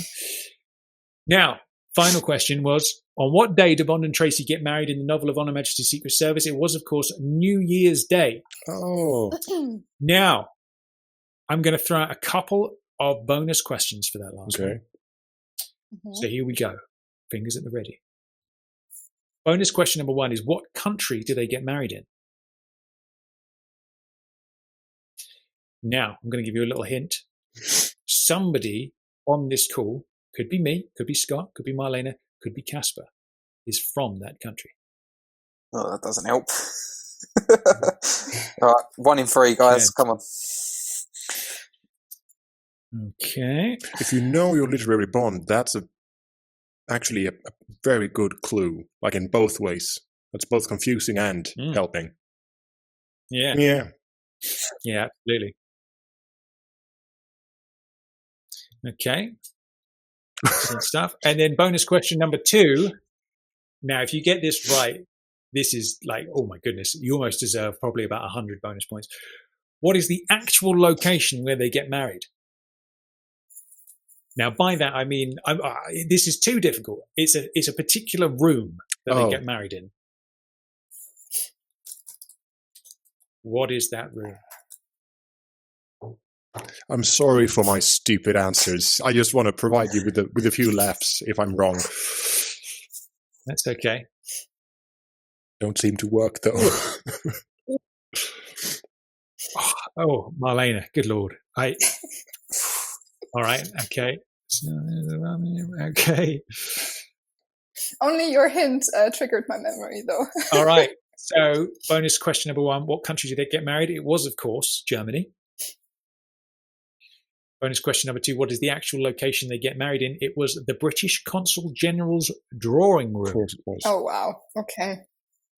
Now, Marlena, you answered the English consulate there. I think that deserves it does. half a mark. Absolutely Award does. yourself half a mark. Yeah, that's good. Thank you very All right. much. Okay, now, Scott, as a man that's not read much Fleming, how did you feel about that round? Did you feel like it went well? What are you thinking? What are you feeling? Yeah, no, bit bit confident from that one. Some of them weren't book related, so it was all right. But yeah. All right, good stuff. Marlena, how was that for you? It was all right, I think. All right. And Casper? Totally okay. It felt okay. You know what? I'm impressed with all of you there, because usually the Fleming round is the one where most people struggle, and you've all done remarkably well. I'm impressed. All right. So we're getting to what we would call the arse end of the quiz now. We're coming towards the end. We're in the third to last round. So everything's to play for here. Okay. We are, of course, in the music round. Everybody ready? Pens and papers ready at home? Everybody, here we go. Question number 1 in the music round is, question number 1, name one of the 3 singers who were in consideration to sing the theme song to Moonraker before Shirley Bassey got the job. If you've been listening to your music of Bond in recent weeks, you would know the answer to that. Name one of 3 singers who were in consideration to sing the theme song to Moonraker before Shirley Bassey got the job. Well, don't I feel stupid now for not listening? I listened to that yesterday.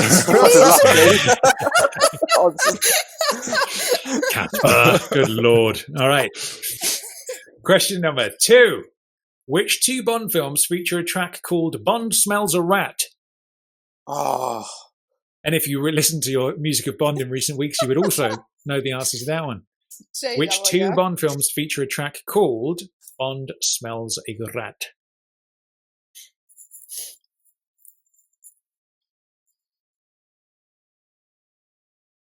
Okay. Are we doing half one and half the other? Yeah. You get half a mark if you get one. So I've got half an answer from both Scott and Casper. Is that where you're leaving it, or am I waiting for the other one? Oh, I think I sent 2. Did you? Hold on, let me see. Have a look. Yeah, it should be 2. Let me have a little scroll down. Oh, you did? You did indeed. All right, cool. And then what did I get from Casper? Let me just make sure. Okay, I got half a mark for Casper. And I'm happy about that. Right. Okay, he's happy about that. All right, cool. Question number 3. This is a Commander Gale question. Question number 3. Which is the only Bond song so far to feature? I can't even get it out. Fucking hell. Question number 3. Which is the only Bond song so far to feature the word gaping in the lyrics?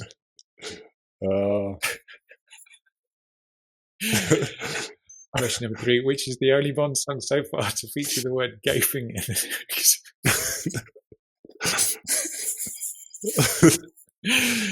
Oh, God bless him. Right. God. Let's see what we've got. Okay. All right. Okay. And we're just waiting on Marlena. Okay. It's a good guess there, actually, that last one. Question number 4. Theme singer Lani Hall is married to someone also credited as working on Never Say Never Again. Who is it? So this is a Never Say Never Again question. The theme song singer Lani Hall is married to somebody else credited as working on Never Say Never Again. Who is it? That song is so bad. I will throw out the weakest of clues, but I would imagine the fella behind Cue the Music would know the answer to this one and perhaps be a fan of that person. Oh, just got it. But it already passed, so. Yeah,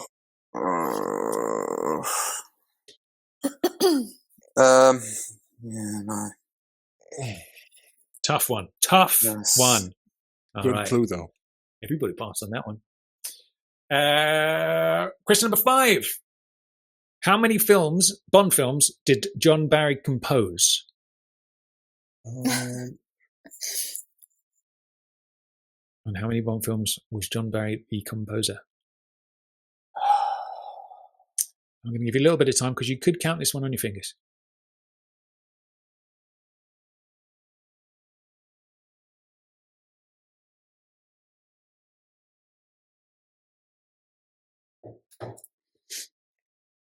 This is the moment when I realize I can't count. But we'll see.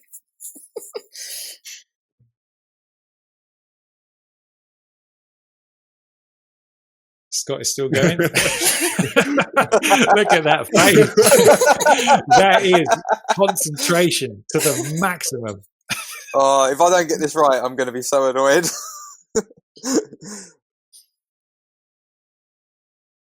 All right.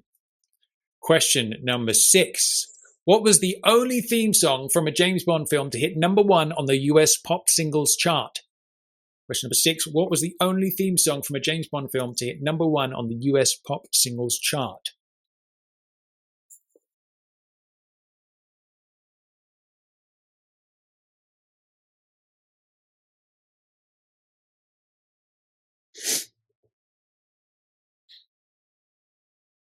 Okay. Question number 7. Forgive Yourself is a track on which soundtrack? Question number 7. Forgive Yourself is a track on which soundtrack?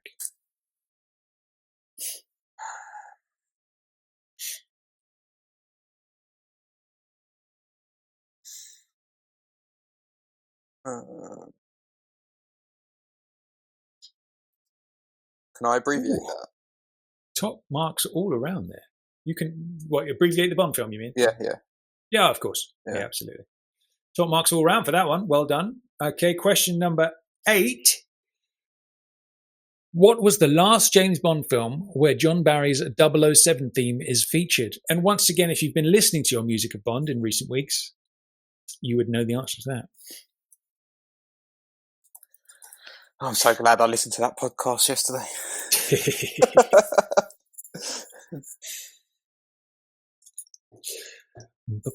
Oh, no. Oh. Oh. All right.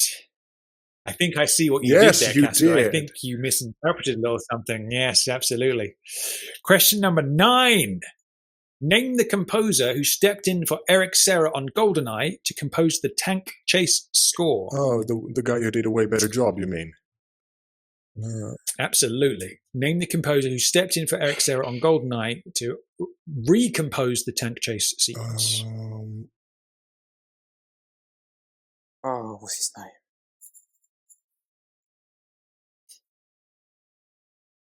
Plot twist, John Barry came back. No, I'm just kidding. Wouldn't that be lovely? I'm not sure. All right, we've got no answers in yet. I'm going to have to hurry you guys along for the benefit of the listeners at home. Okay. Okay. Yeah. Okay. Oh, everybody passed on that one. Question number 10. The final question in the Music of Bond round is, bizarrely enough, this is not a John Williams question. This is a Commander Lugo question. Uh-oh. Who was the singer and producer of Dirty Love on the License to Kill soundtrack? Oh. Question number 10. Who was the singer and producer of Dirty Love on the License to Kill soundtrack? And once again, if you've been listening to your Music of Bond in recent months, well, I should not say recent months because it was a while ago now, but there we go. Excellent. Okay. No, that's it. Are we passing on that one? It's a dude who sings. That's correct. Oh, yep. Maybe not. I know the name of the artist, but not the writer. That is who we're looking for. Oh, sorry. Oh, sorry. I know his first name, if that helps. All right. Yeah, I'm also unsure about the last name. I'll take that. I'll take his first name. Scott, is that your answer? Yeah. Yeah. All right, we'll go with that one. Okay, here we go. It's time to mark the Music of Bond round. Oh. Here we go. Question number 1. Name one of the 3 singers who were in consideration to sing the theme song to Moonraker before Shirley Bassey got the job. I would imagine the most famous one of those was Frank Sinatra, JW's favourite. You could have also had Kate Bush or Johnny Mathis. Question number 2. Which 2 Bond films feature a track called Bond Smells a Rat? It was, of course, Diamonds Are Forever and Moonraker. Oh. Question number 3. which is the only Bond song so far to feature the word gaping in the lyrics. It was, of course, A View to a Kill. A mystery gaping inside. Question number 4. Theme singer Lani Hall is married to someone also credited as working on Never Say Never Again. It was, of course, trumpeter Herb Alpert, famous for Spanish Flea. That one song. You know, it's one of those songs that you know. And wasn't he on Casino Royale 67 as well? I think he was. I think that he did. Yes, sure he did. If he didn't, it sure sounds like him.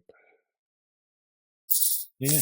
There we go. Question number 5. How many Bond films did John Barry compose? It was, of course, 11. Good. Yes. Question number 6. What was the only theme song from a James Bond film to hit number 1 on the US pop singles chart? It was, of course, A View to a Kill. Question number 7. Forgive Yourself is a track on which soundtrack? It was, of course, Quantum of Solace. All 3 of you got that right. I was impressed with that. Question number 8. What was the last James Bond film where John Barry's 007 theme is featured? It was, of course, Moonraker. Yes. Question number 9. Name the composer who stepped in for Eric Serra on GoldenEye to compose the tank chase sequence. It was, of course, John Altman. And then finally, question number 10. Who was the singer and producer of Dirty Love on the License to Kill soundtrack? It was, of course, Tim Feehan.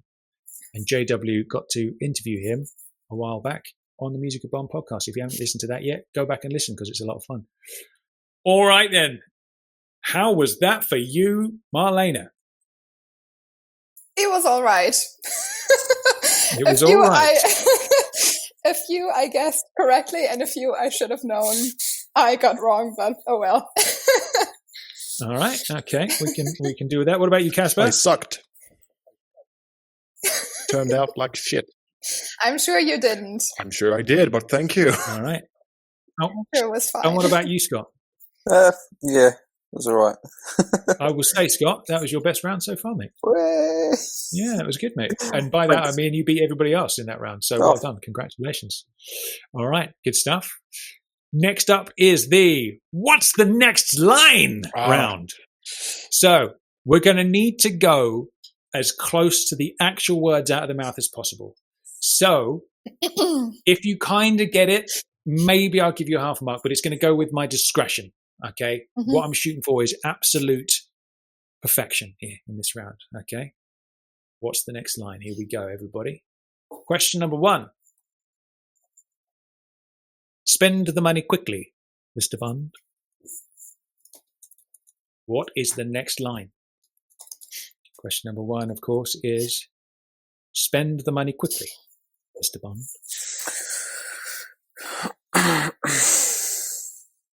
Damn autocorrect. Shit. Okay. Good. No. That was, of course, an Octopussy quote. Yeah. I can picture the scene in my head and why it's playing over and over, but I just can't. All right. No worries. Question number 2. Moneypenny, is 007 back from that African job? Once again, that is Moneypenny, is 007 back from that African job? Which is, of course, a Moonraker quote. This is so much fun.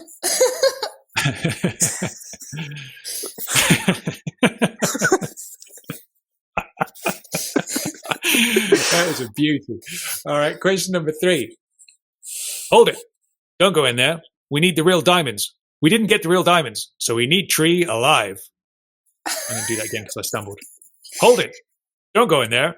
We need the real diamonds, so we need Tree... Oh, fucking hell, Tommy. Get it right. I'm going to do it a third time. Hold it. Don't go in there. We didn't get the real diamonds, so we need Tree alive. What is the next line?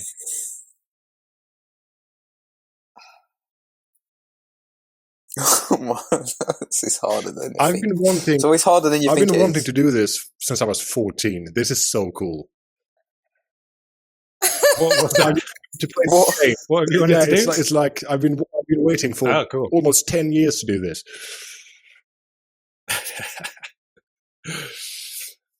Okay, we just waiting on you, Scott.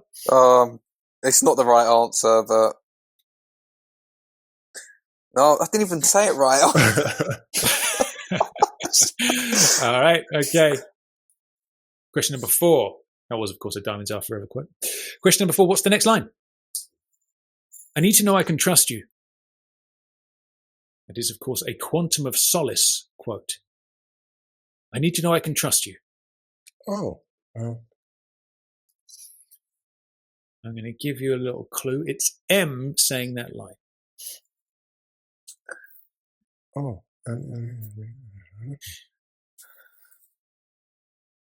Sorry, can you just say it again? I need to know I can trust you. I know the next line.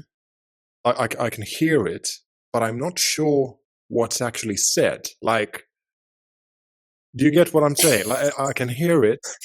Yes. That's how I felt this whole round so far.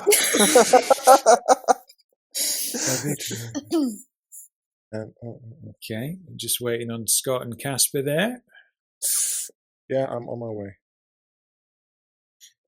That's my best guess. That's what I've assumed all these years. Mm-hmm. Question number 5. This is a Commander Williams question. You wouldn't touch that horrible woman, would you? That is, of course, You Only Live Twice. You wouldn't touch that horrible woman, would you?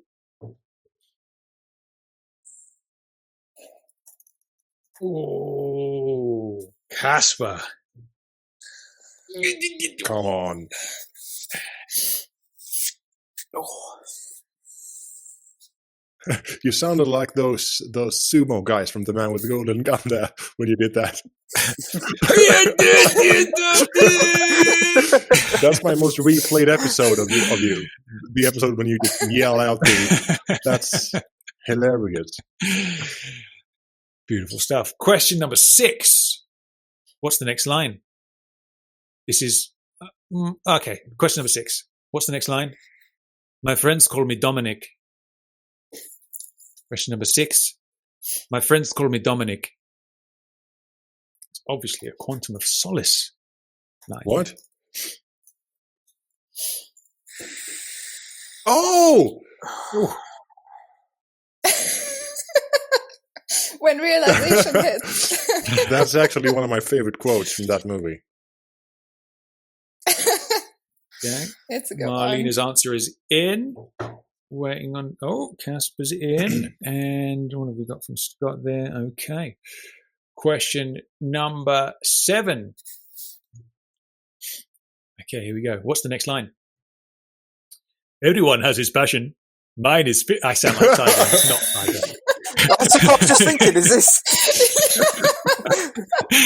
This is not Tiger, even though I sound like Tiger. Here we go. Every man has his passion. Every man has his passion. Mine is fishing. What's yours, Mr. Bond? I've just got Tiger Tanaka now. I have no even though it's idea not. about this. Shit. I'm going to have to take a guess. All right, I'm going to give you a clue because that is so misleading the way I perform that, but I can't do it any other way. It's Thunderball. That's a Thunderball quote. Still not a clue. Every man has his passion, Bond. Mine is fishing. What is yours, Mr. Bond? I'm not wrong. Okay. Again. You aren't wrong, but, is it the next line? No, it's not. Question. You're right. Scott and Marlena, we're just waiting for you. Sorry. Okay, no worries.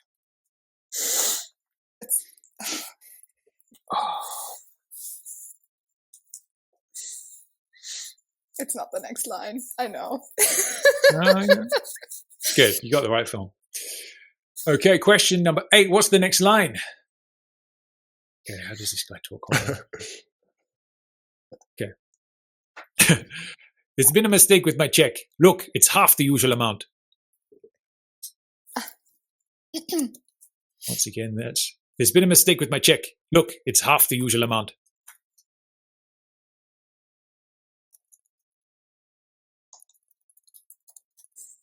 Man, I love James Bond. Don't you guys?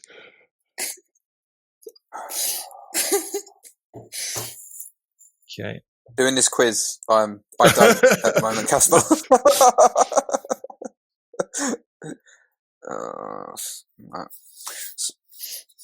Good stuff. Okay. Question number 9. Question number 9. What's the next line? It's Ms. Kennedy. And why can't you be my executive secretary? I love that. Best performance of the round so hold far on a from me there, I second. think. It's Ms. Kennedy. And why can't you be my executive secretary? Ooh, I see why this one was picked. That's a mean one. Why was it? Well, we'll talk about that on the answer. I mean,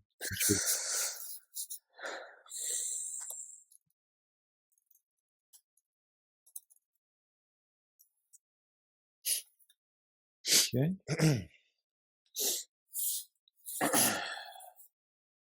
Cool. Final question of the what's the next line? Question number 10. The stake is 200,000 rupees. Do you have cash? Once again, the stake is 200,000 rupees. Do you have cash? Oh,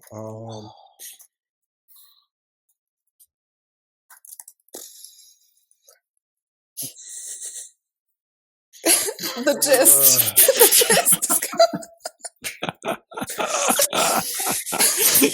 Oh, mate. Scott, you are the king of getting in the right ballpark in the motion. That's great.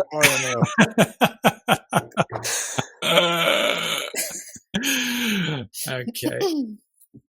And then, okay. Pass. All right, cool. Right, let's go back and mark our papers. So, what's the next line? Here we go. Question number 1 was, what's the next line? Spend the money quickly, Mr. Bond.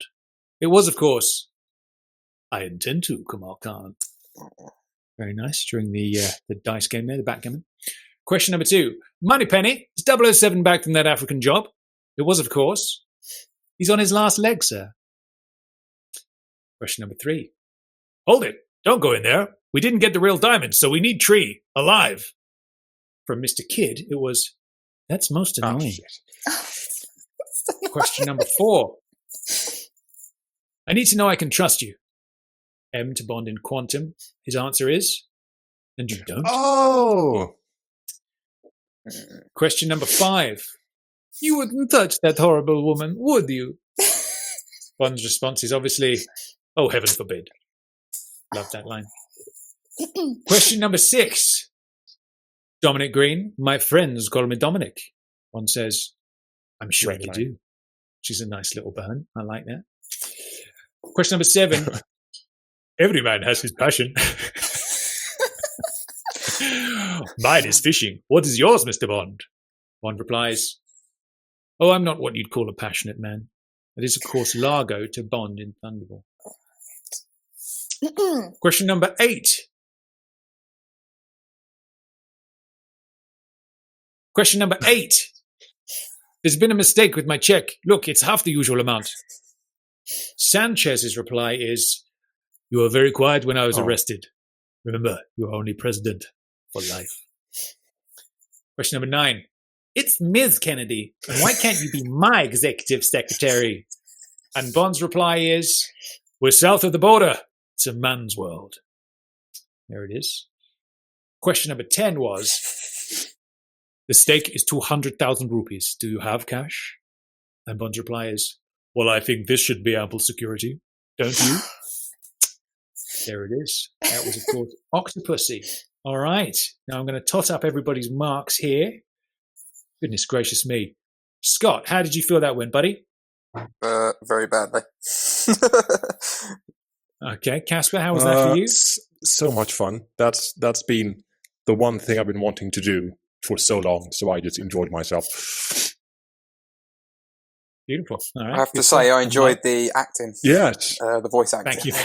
Very good. Very Very good I've been in indeed. rehearsals for weeks now. So.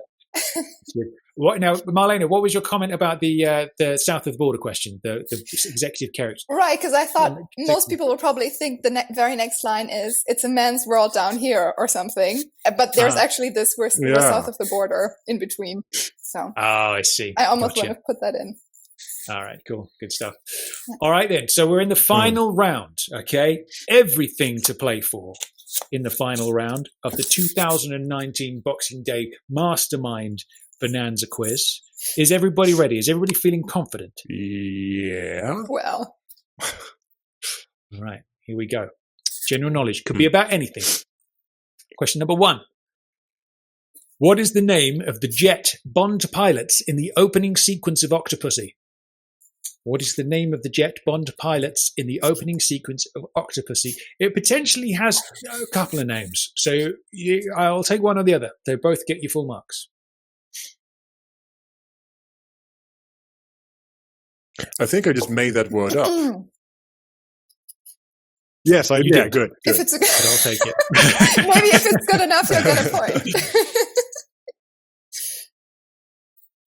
Okay. Nice one. All right, cool. Question number 2. Who plays Blofeld in Never Say Never Oh. Again? Oh, what's his name? Oh, Who plays Blofeld in Never Say Never Again?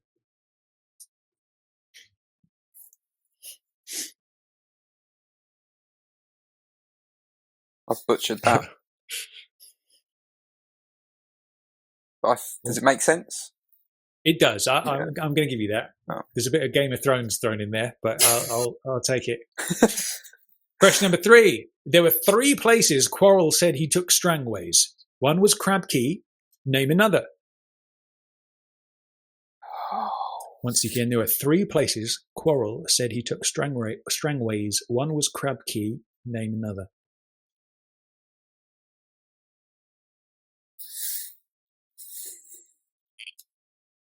That's a broad plate I just threw out. Again, technically, you're right there, Casper. He does. but, He does say Right. that. Yeah, he does. He does say that. All right. Okay. Question number 4. Terence Young directed a Cubby Broccoli-produced film entitled No Time to Die in 1958. Which actress from that film went on to have a major role in a future James Bond film? Once again, question number 4. Terence Young directed a Cubby Broccoli-produced film entitled No Time to Die in 1958. Which actress from that film went on to have a major role in a future James Bond film? What's her name?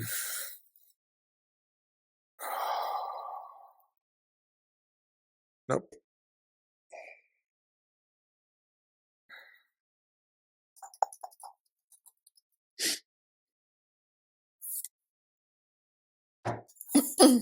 Oh, my spell check is awful. Sorry, it keeps. Nice one. Okay, that's good. Question number 5. Okay, this is. Okay, yes. Okay, question number 5. Now, Scott, did you say you'd not seen the No Time to Die trailer? No, I've seen it. I was joking. Oh, you have seen it. Okay, good. Because I was worried. How could I not? All right, cool. I was gonna. Yeah. Okay, we're all right. We're good. Question number 5. This is another "What's the next line?" question.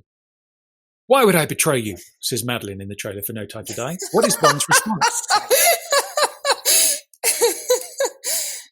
Once again, why would I betray you? Says Madeline in the trailer for No Time to Die. What is Bond's response?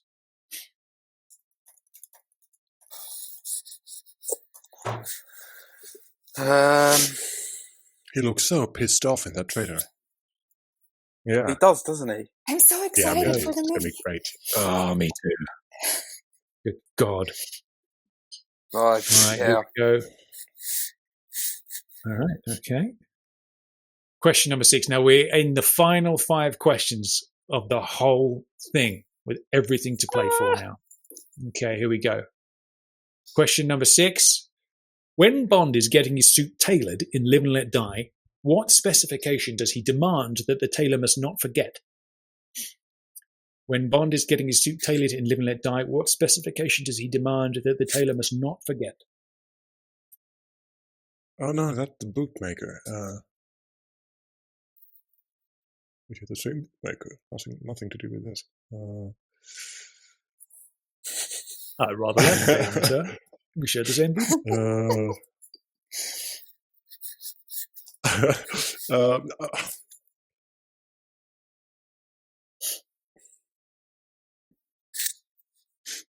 we're just waiting on Casper and Marlena. Okay, Casper.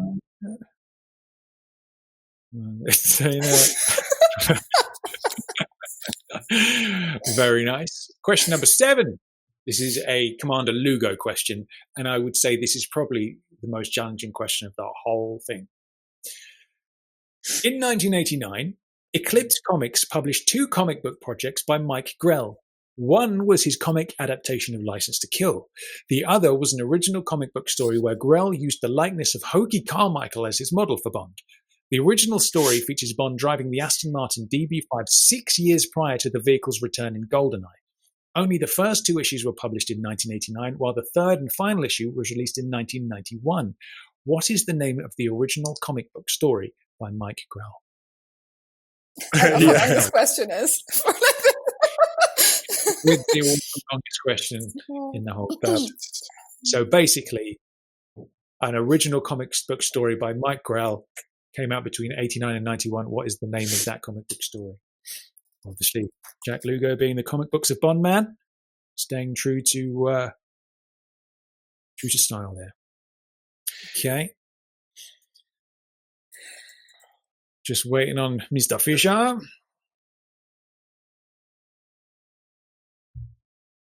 No. I can't remember the rest of it. Okay. All right, here we go. Question number 8. Barry Nelson, who played James Bond in the 1954 live television broadcast, notably played Bond as an American.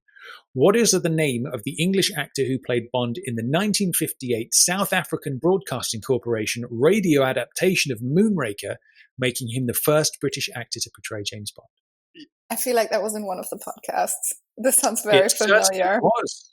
If you listened to the Many Lives of James Bond episode with Mark Edlitz, this was a talking point. If you'll remember, Mark got to see the contract signed, the very contract this gentleman signed to play the role of Bond. So once again, what is the name of the English actor who played Bond in the 1958 South African Broadcasting Corporation radio adaptation of Moonraker, making him the first British actor to portray James Bond?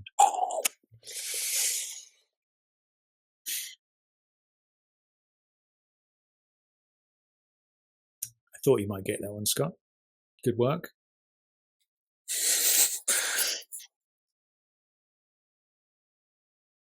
Okay. Good stuff. Question number 9. Here we go, the penultimate question. Name the actor who played Largo in Thunderball. Oh, Pete's sake. Question number 9. Who played Largo in Thunderball?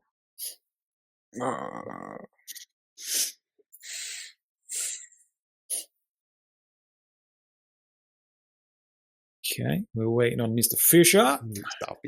Oh, sorry. Okay. All right. It's been a long time. Finally, here we are. The last question. Here we go.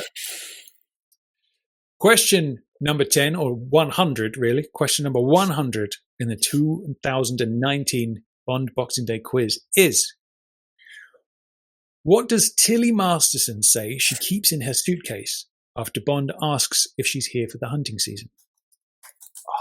What does Tilly Masterson say she keeps in her suitcase after Bond asks if she's here for the hunting season?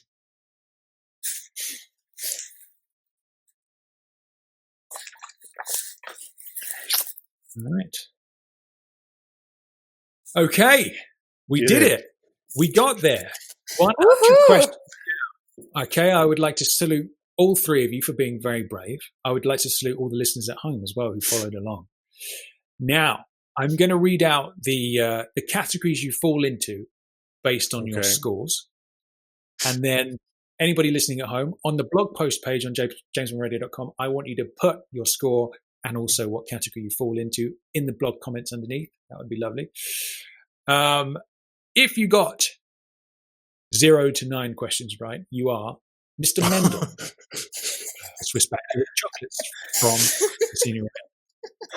If you got between 10 and 19 points, you are G.W. Pepper, Louisiana State Police. If you got 20 to 29, you are... Oh, I can't do the impression because Chris does it so well. Lieutenant Hip. Forget to tell you, that guy. If you got 30 to 39, you got... you would be... Oh, but that would be too easy. Knick-knack. If you got 40 to 49, you are... Show me the rose, Jack Wade. If you got 50 to 59, you got... I can't think of a quote for this one. Tanner. Poor Tanner. If you got 60 to 69, you got to keep the fruit, Felix Leiter. If you got between 70 to 79, you are Q. If you got 80 to 89, you are M. If you got 90 to 100, you got 007. All right. Ooh, now, we have lots of friends and allies categories this time. Absolutely. Now, 1, 2, 3, 4. 1, 2, 3, 4, 5. I'm going for Mr. Mendel. I am going to go through and I'm going to top up everybody's marks. So give me a moment. Nervous. Why am I nervous? Marlena. Yes. To keep everybody entertained while I'm marking everybody's papers, I would like you to tell us about your Monopoly board that you made, please. How did you do it? How long did it take you? Tell us the story. Yes. So for everyone who hasn't seen it, I sent a few pictures over of the Monopoly board after the anniversary episode. And I think it took 2 weeks when I worked on it almost every day. And I employed the help of one of my sisters because for each of the different cards, I printed off. No way. So I came up with whatever it was supposed to say on the card, and then I printed it off, and then I stuck it with glue to an actual playing card. And then I had this the self-adhesive, what's it called? Like foil of sorts that I placed onto the card so it wouldn't get damaged. So you could actually play with it. So I did that for all of the property cards and all of the chance and community chest cards. I had to come up with all of the different ones, and then printed off pictures for each of the different locations. And and I don't know whether you've seen it, but I wrote down the names of each locations onto the board by hand, so it's super crooked. And I got to the end of the line, and I realized I still had some words to go, so I squeezed them underneath on the board. That is insane. Yeah, so that. So in Germany, when you're in school, you have Easter holidays, which are usually around 2 weeks. And so the Easter holidays of 2006, I spent making the Monopoly. That is so cool, though. Super cool. What a beautiful story. Okay, here we go. Are we going to give the answers to round 10? Oh shit! I forgot all about the answers. I'm just thinking of everyone at home. Good job you called me on that. Absolutely. I was so excited to finish the quiz and call the winner. I forgot about that. Good skills, Mr. Fisher. Well done. I'm going to give you 10 bonus points for that. Not really. All right, here we go. General knowledge round answers. Question number 1 was, what is the name of the jet Bond pilots in the opening sequence of Octopussy? It was, of course, the Acrostar jet, also known as the BD-5. Clever. There it is. Also, this one is a replica of it is in Berlin, just opposite Checkpoint Charlie. So if someone is there, there's a little bakery chain, and if you walk in and you walk upstairs, they have it hanging from the ceiling. And there are lots of pictures of Roger Moore around. That's so cool. Articles about James Bond there. So for anyone who's in Berlin next, check out the Acrostar jet. I went to that little cafe. It's cool. Absolutely. Question number 2: who plays Blofeld in Never Say Never Again? It was, of course, Max von Sydow. Yeah, you actually pronounce it Max von Sydow, but okay. Yeah, he's from here, you know. All right, there we go. Yeah, is he a? Oh, okay. All right. Max von Sydow it is. Sound like your best friend. Next up, question number 3. There were 3 places Quarrel said he took Strangways. One was Crab Key. Name another. He took him to Fire Island, Crab Key. Yeah, but if I may cut in here, question. I do recall. Yeah, go on. I do recall him going See that over there? Yes. That's the Caribbean. That's where. So...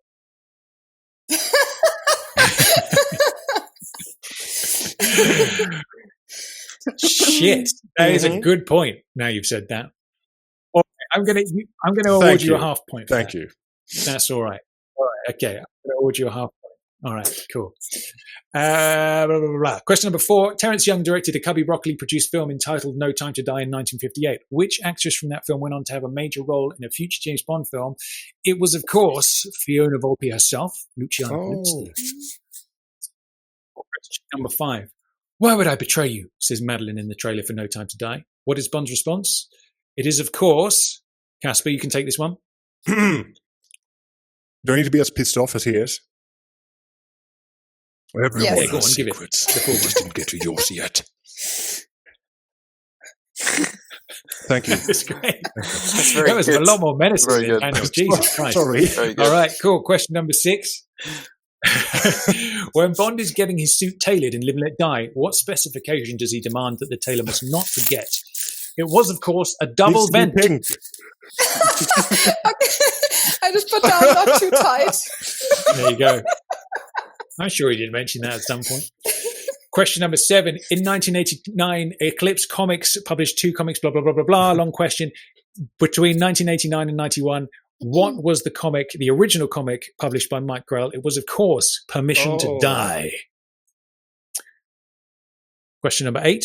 Barry Nelson famously played James Bond in the 1954 television broadcast of Casino Royale as Bond. What is the name of the English actor who played Bond in the 1958 South African Broadcasting Corporation radio adaptation of Moonraker, making him the first British actor to portray James Bond? It was, of course, I'll have a B, please, Bob Holness. Of course. Now, that will mean something to our British listeners because Bob Holness was a game show host in the 80s over here. So he was a bit of a household name. So if you're not British, you've probably never heard of Bob Holness, but there you go. Question number 9. Who played Largo in Thunderball? It was, of course, Adolfo Celli, who sounded nothing like Tiger Tanaka. And then lastly, question number 10. What does Tilly say she keeps in her suitcase after Bond asks if she's here for the hunting season? She says it's for her ice skates. Yeah, I'm sorry. There What we go. the dude who Right. did the voice for Tanaka, didn't he do the voice for Largo as well? I'm actually quite certain he did. So Oh, mate. Yeah. he does sound That's a good point the now same. you've said that. So maybe Yes, that was it a was. great impression of Largo. I Same can be dude. proud of myself for that. Yeah. All right, cool. Nicely done. Okay, then are we ready? Are we ready to hear our contestant scores? How nervous are you on a scale of 1 to 10? Scott? 10. Because I know which ones I've got right and wrong, but I didn't count them as I was going along, so I haven't got a clue. So All right. I'm just hoping for Mr. Mendel. I don't want to take any guesses whatsoever. I'm as you would say, shitting my pants over here. So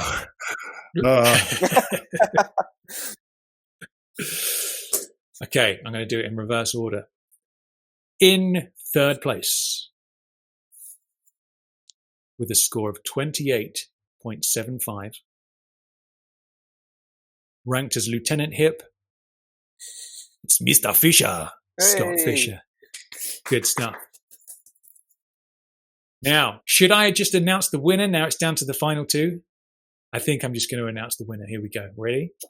Okay. With a score of 51 points and a rank of tenor, it is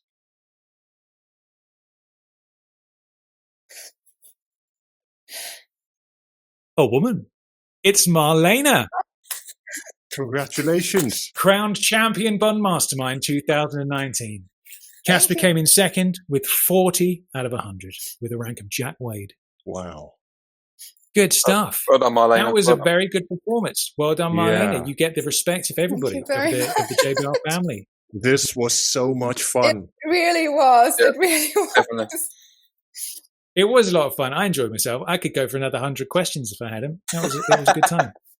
You know, the fun thing is, I read a book about Fleming's life this morning, and there was this one fact about him that I didn't know, and I've just been going around all day being 100% sure that was going to be a question for some reason. I don't know. Nice. It's just I've been entirely sure, and it wasn't, so didn't do me any good, did it? All right, good stuff. Now, what we will do is we will sign off. Go on, Marlene, you were going to say something then. Oh yeah, I was just going to say, just to your point, Casper, that just JVR is so much fun, and everyone is like the friends I always wish I'd had when I was growing up, as sad as that might sound. But it's really amazing to have found you guys. Well, I think we're all lonely little geeks, aren't we, on some level? So it's nice to have a community. I actually came to realize when I was at my little break at the bathroom, the last time you talked to me, Tommy, I was 14. I'm 21 now, so it's been a good while. That long? When was that then? I was 14 the last time you spoke to me. Holy shit! Wow, mate, that's crazy. How time flies. Tempus fugit, as they say. Yeah, exactly. It certainly does. Wow. So I'm sorry, James, I can't hear you. Very nice. I like that. Now, what we're going to do is I'm going to talk to each of you about your thoughts and feelings about No Time to Die. I'm interested in how excited you are, your feelings about it. As you are the winner, Marlena, we're going to start with you. How excited are you about No Time to Die? What did you think of the trailer? What are your feelings? On a scale from 1 to 10, definitely 12. I am super excited. I have very, very good feeling about this. So really loved all the action scenes, the jump from the bridge and the motorcycle jump up that incline. I am super, super excited. And I think because it came up a couple of times that they might have shown a lot of the action sequences in the trailer already, but I don't think they have. They're Eon. No. They're going to hold something back. So I'm very, very excited about this. And I'm really, really happy to see about that Madeline angle and to see where that might go. I should say, actually, anybody who's trying to say spoiler free and hasn't watched the trailer, sorry, that's out of the window. Go on, carry on. Yes. I should have warned him, but go on, carry on. Yeah, what else? Tell me what else you're excited about. And sorry, why am I blanking on her name now? Ana de Armas. Oh yeah. So, how am I going to put this correctly? I kind of had the feeling that she was going to be a more traditional Bond girl. So I was really, really excited about the poster and her two guns. You thought she was going to be a damsel, didn't you? That's what you were thinking. I did. Yeah. I'm sorry. I didn't give her and the producers enough credit. So I'm super excited to see what she brings to the movie, because she was barely in the trailer. I think there was maybe like one image of her, just for just a few seconds. So she was barely in the trailer. So there's this whole angle of her still to be explored, and I'm super, super excited about it. Absolutely. Casper, talk to me. What are you thinking? How are you feeling? I was fortunate enough to I went to London for the Spectre premiere, and I went to I think I went to a screening at around midnight, and you guys were meant to be there, but you came in late. And when I got out of the film, I saw both you and Chris, and I thought I need to go up and say hi, but I didn't, because I didn't like the movie, and I didn't want to bring the gang down. So I actually didn't. I didn't want to ruin the overall feel. Yeah, I didn't like it, and it felt terrible because I came all the way from Sweden, and and I just didn't like it at all. So I got pleasantly surprised by this trailer.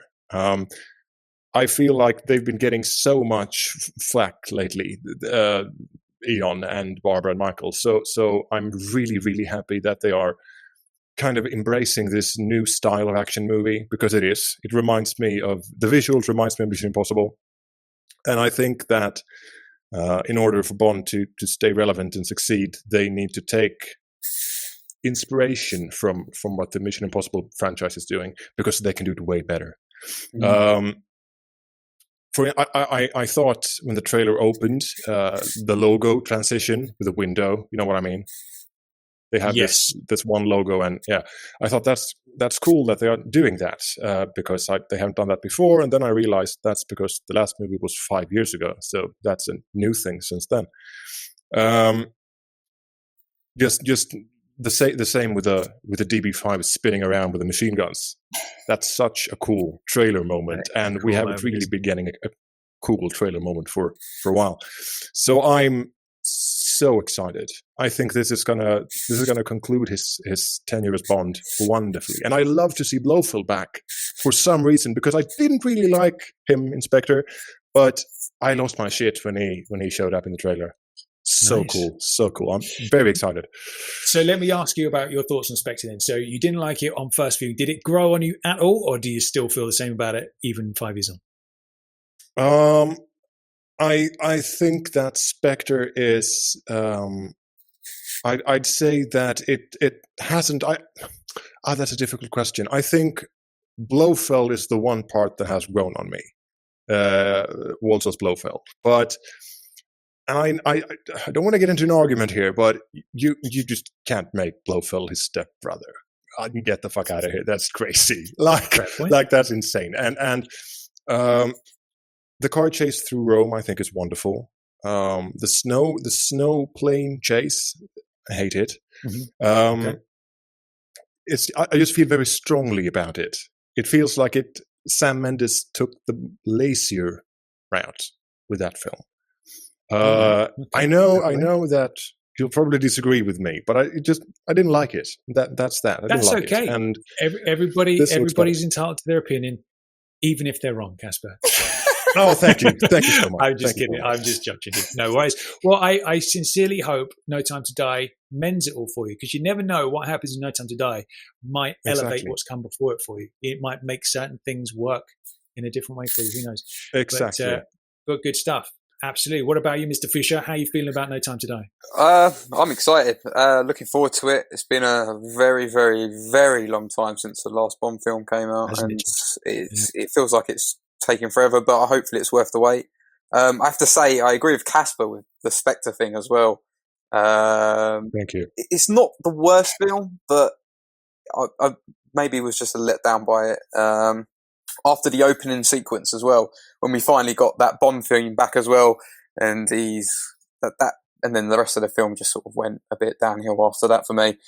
So I'm hoping, in terms of music as well, with No Time to Die, that we get a banging soundtrack, some of the old school Bond themes put back in there.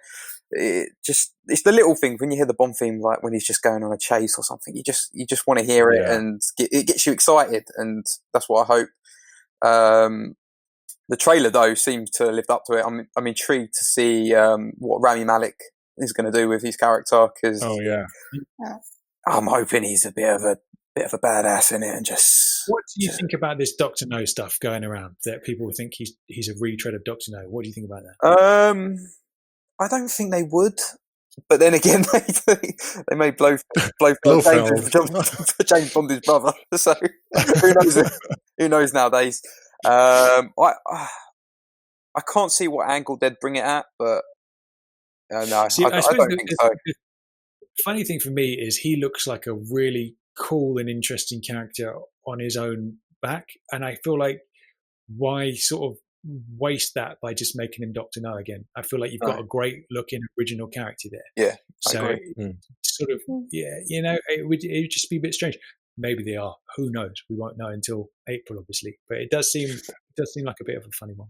I would love to see a cameo by. It sounds really weird, but I would love to see Hinks just make a cameo in it that we don't know about. Yeah, me too. Just pop out of nowhere and just make a cameo.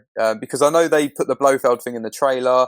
I get why they did that, but at a point of me thinks, I wish they would have just kept that secret. And when you go in there and you sort of see him in there, you're like, whoa. I understand. I guess it would be hard to keep Christoph Waltz a secret. Yeah, that's the thing nowadays. Yeah. It's very hard to keep things secret in films. But I just quickly, what's everyone's opinion on Skyfall versus Spectre?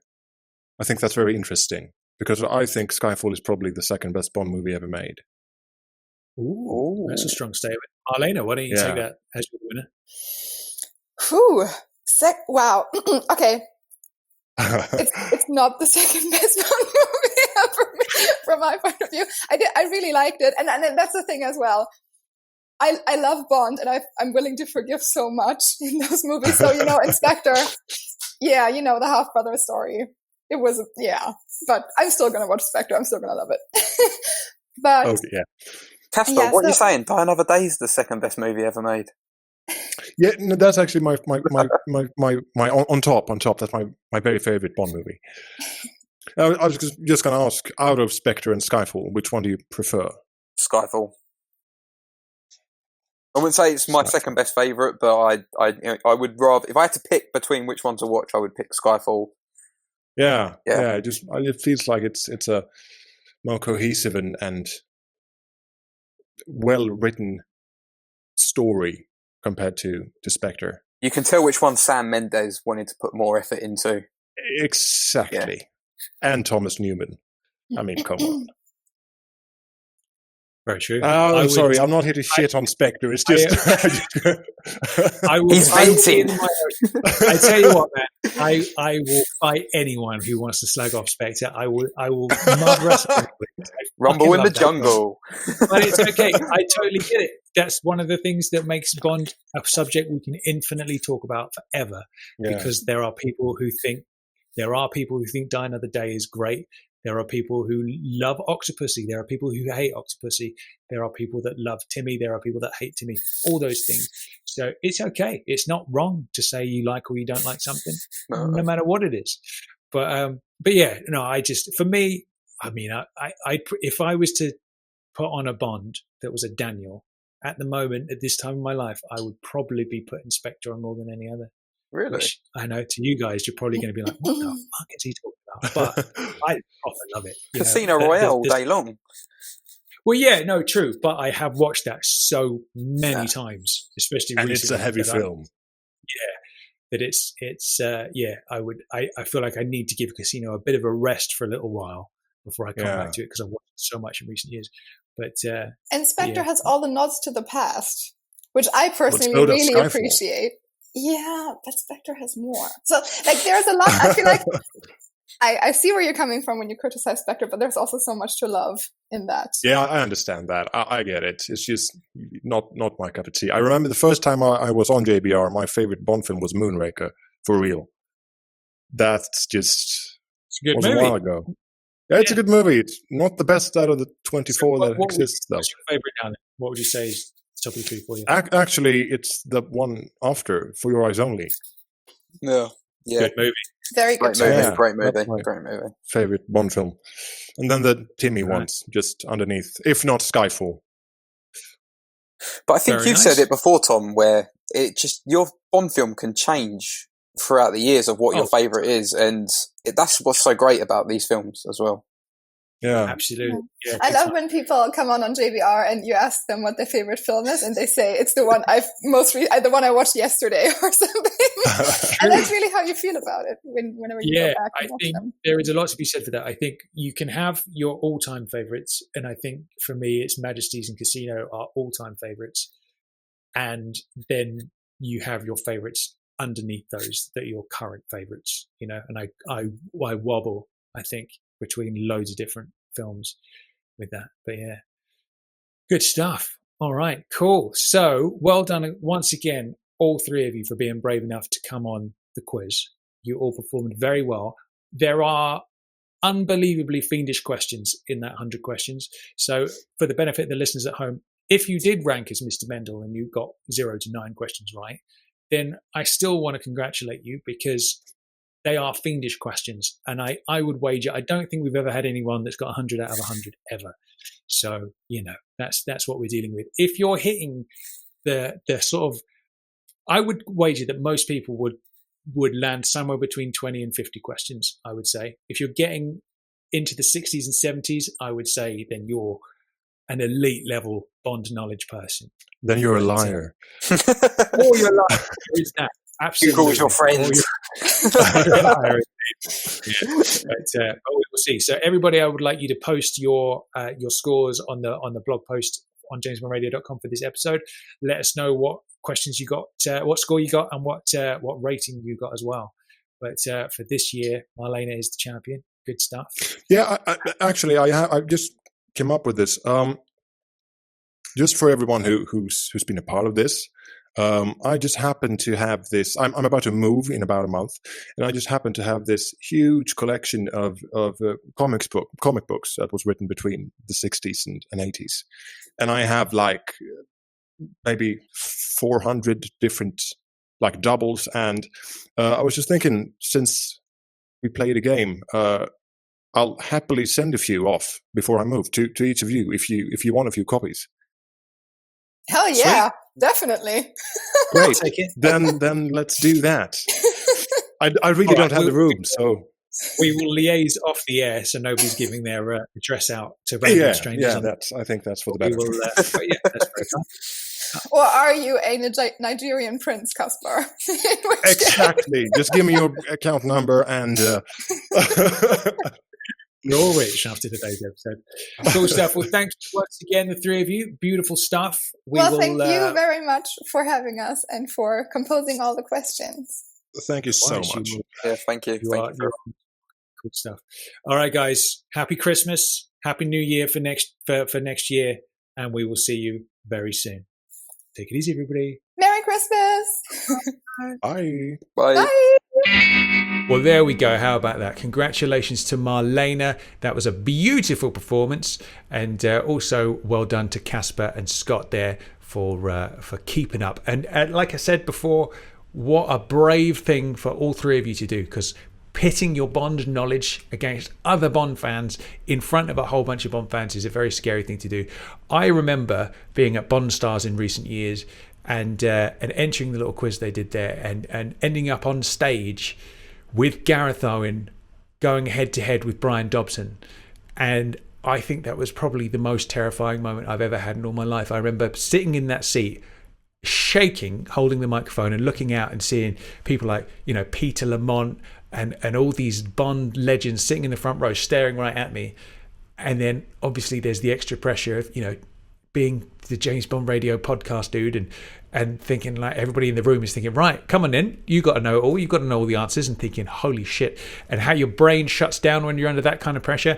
So it was me versus Dobson. Dobson got me by one question, if I remember rightly, which I'm still stewing over, but there you go. He got a good prize as well. I don't think I got anything as a runner-up. What a shame. Anyway, I'm not bitter at all, but maybe a little bit. Anyway, yes, that's it for this year. I would like to say thank you for sticking with the podcast. Obviously, we had a big break in the middle there and a bit of a change, so it's lovely to know you're all still listening and you're all still enjoying the show. So thank you for sticking with us. Before we finish, I would just like to say Merry Christmas and a Happy New Year. I wish everything good comes to you in 2020. We have a new Bond film to look forward to. We're just a few months away now, so hopefully it's going to be an absolute belter. For those of you that loved Spectre, I hope this one's even better. For those of you that didn't like Spectre, like good old Caspar there, I hope it turns things around for you and you enjoy it just as much as you did your favourite Bond film. All right, I'm rambling now. It's hard doing a little jam session on your own. Anyway, all right, Merry Christmas, everybody. I hope Father Christmas gave you everything you dreamed of and wanted. Let's hope No Time to Die does the same thing in April. We'll see you soon, everybody. Bye! Hope you enjoyed the show. Good night.